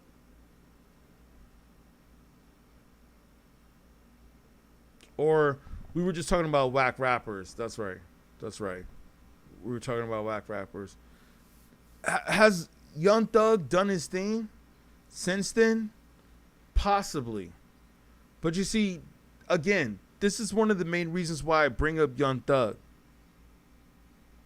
I bring him up because what if his whole plot to go to jail was just part to like make him look cooler? Because if you think about it, he went to jail, right? And maybe you know, maybe it was like scary for him because like I said, he's not friends with some of his friends anymore. So maybe some of it was real, or maybe they weren't really friends to begin with. There's also that. But the point is that this dude was looking at some serious charges, right? He was looking at some real serious charges. And then all of a sudden, he just beats the case and is able to get out. And now he's doing streams. Now all of a sudden, he's just streaming. You feel what I'm saying? And for those of you that are just tuning in that don't know, that can't see the visual right here on the screen, because I know I'm putting visuals on the screen on other platforms, but you might not be able to see it on TikTok. I'm talking about Young Thug. Like the fact that you're able to just get out of jail off of serious racketeering, RICO, all kinds of crazy shit charges. And now it's like, oh, I'm just doing some streams now. I'm with the #1 streamer in the country. I'm doing a stream right now with the #1 streamer in the country. I don't know, man. If y'all don't ask me, I find that to be a little strange. I find it to be a little weird, man, that all of a sudden now you're just streaming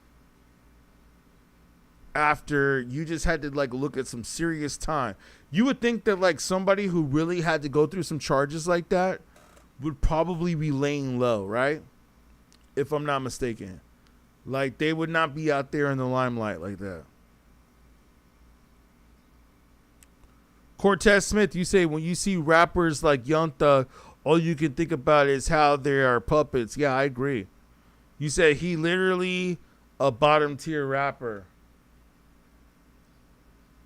No doubt.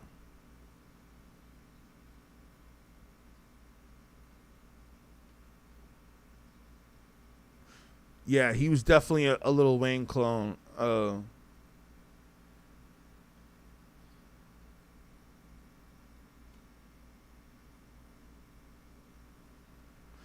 Even when Future came out, people here said he was whack and sounded like a robot.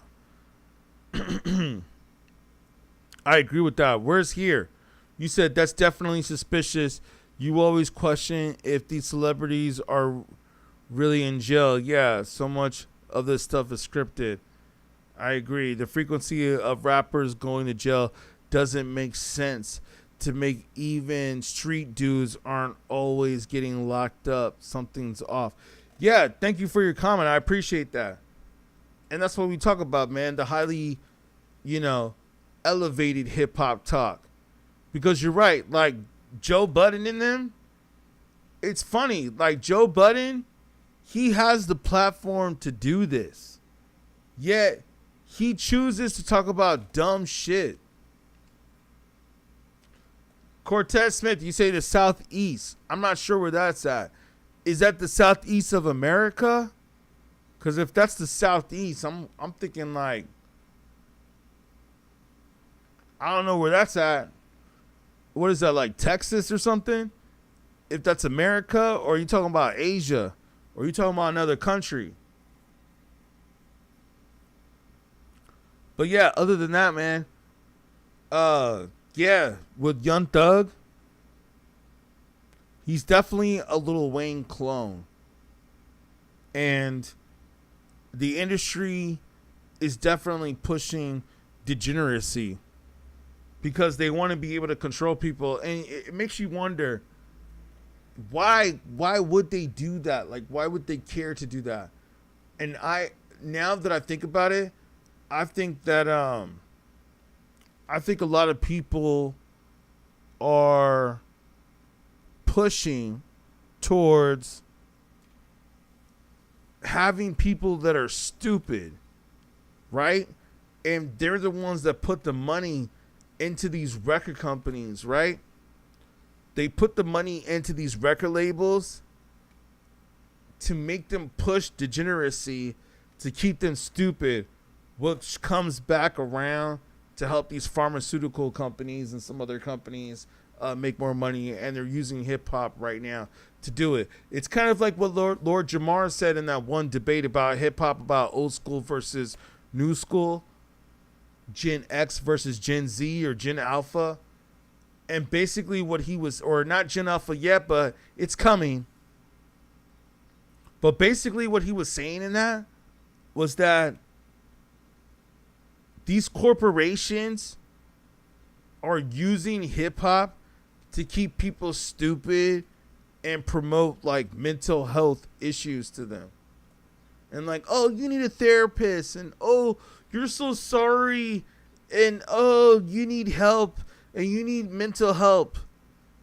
And that's what a lot of this rap music is pushing. And the genre.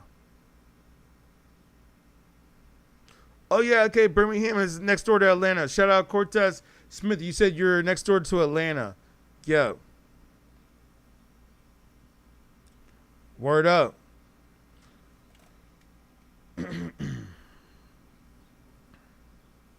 Is that Alabama? Birmingham, Alabama? I think I've heard of that before. Shout you out, man. I appreciate that.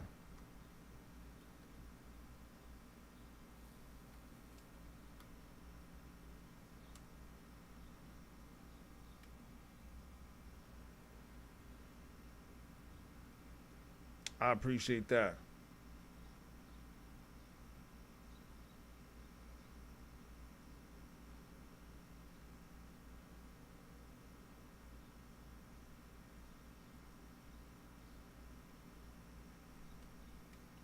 Yeah, Lord Jamal put that out there perfectly, man, where he said that all the rappers were talking about being so sad.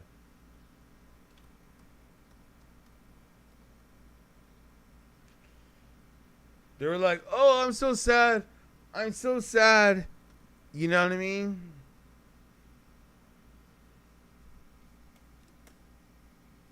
Yeah, I know about Birmingham. I've been out there before. Shout you out though. That's dope. Yeah. I plan to go out and venture across this country, cuz I got to tell you, man, this is what I feel like I'm supposed to be doing is these streams and YouTube and stuff like that. So I appreciate y'all that are tuning in, because yo, I can't see myself working at a job anymore. And even though I know that a job will pay your bills consistently and put food on the table and do all that, that's not what we can do this for anymore. For what I gotta say, man, it's not what we could do this for anymore. Like, now I feel that there is a shift that's going on in the culture, and that whether it be hip hop or it's taking on a new form, which is what I think it is, but it's still going to be like this culture, like black music, and it's going to elevate into something else. It's kind of what rock and roll did. Like, if you think about it, like rock and roll, whether you want to admit it or not, rock and roll is black music. So I feel like hip hop is really like an elevation from rock music. Okay? And what's going on right now with hip hop is doing the same thing that Rick, or shall I say, rock and roll did about what? How many years ago? Maybe about almost now. I mean, definitely over about 60 or 70 years, but we're at almost 100. Yo, this is what rock and roll had did. Cortez Smith, you said you think that hip hop debate was meant to be rage bait too, but Jamar was right. There was no way those young dudes really believe what they said. Yeah, man, I agree. I gotta say though, if it was rage bait, that would be pretty sad. Like, that would be pretty sad if that was rage bait. And I already played all the clips in another video, but it's just like, yeah, man, if that shit was rage bait, yeah, thank you for the clarification on rock and roll. Long time ago, man, and maybe even before that, if we want to consider jazz or blues, because rock and roll is really elements from blues. And you see what I'm saying? It's like each music stems from a different part of music. So it almost makes you think that, like, Who knows, man? Maybe there was some other shit going on. Ha! You say you hate that Jamar is on that foolishness. Hey, man, I agree with you. 100%. But I'll tell you what. You guys tell me what you think in the comment section. I'll probably do another stream a little bit later today. I'm going to jump on in a few more, like maybe like in an hour or so. We'll take a little intermission. I've been streaming for almost like 3 hours right now. So I thank you guys. You know what I'm saying? But yeah, man. Yeah, blues, jazz, everything. I appreciate your comments. Cortez Smith, for sure. Make sure you hop back on with me a little bit later. I'm going to jump back on probably in a couple hours.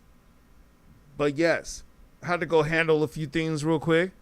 But yeah, man. Nah, thank you for tuning in with me right now. You know what I'm saying? I'm going to jump back on a little bit later. We're going to see what's up. But yes, tell me what you guys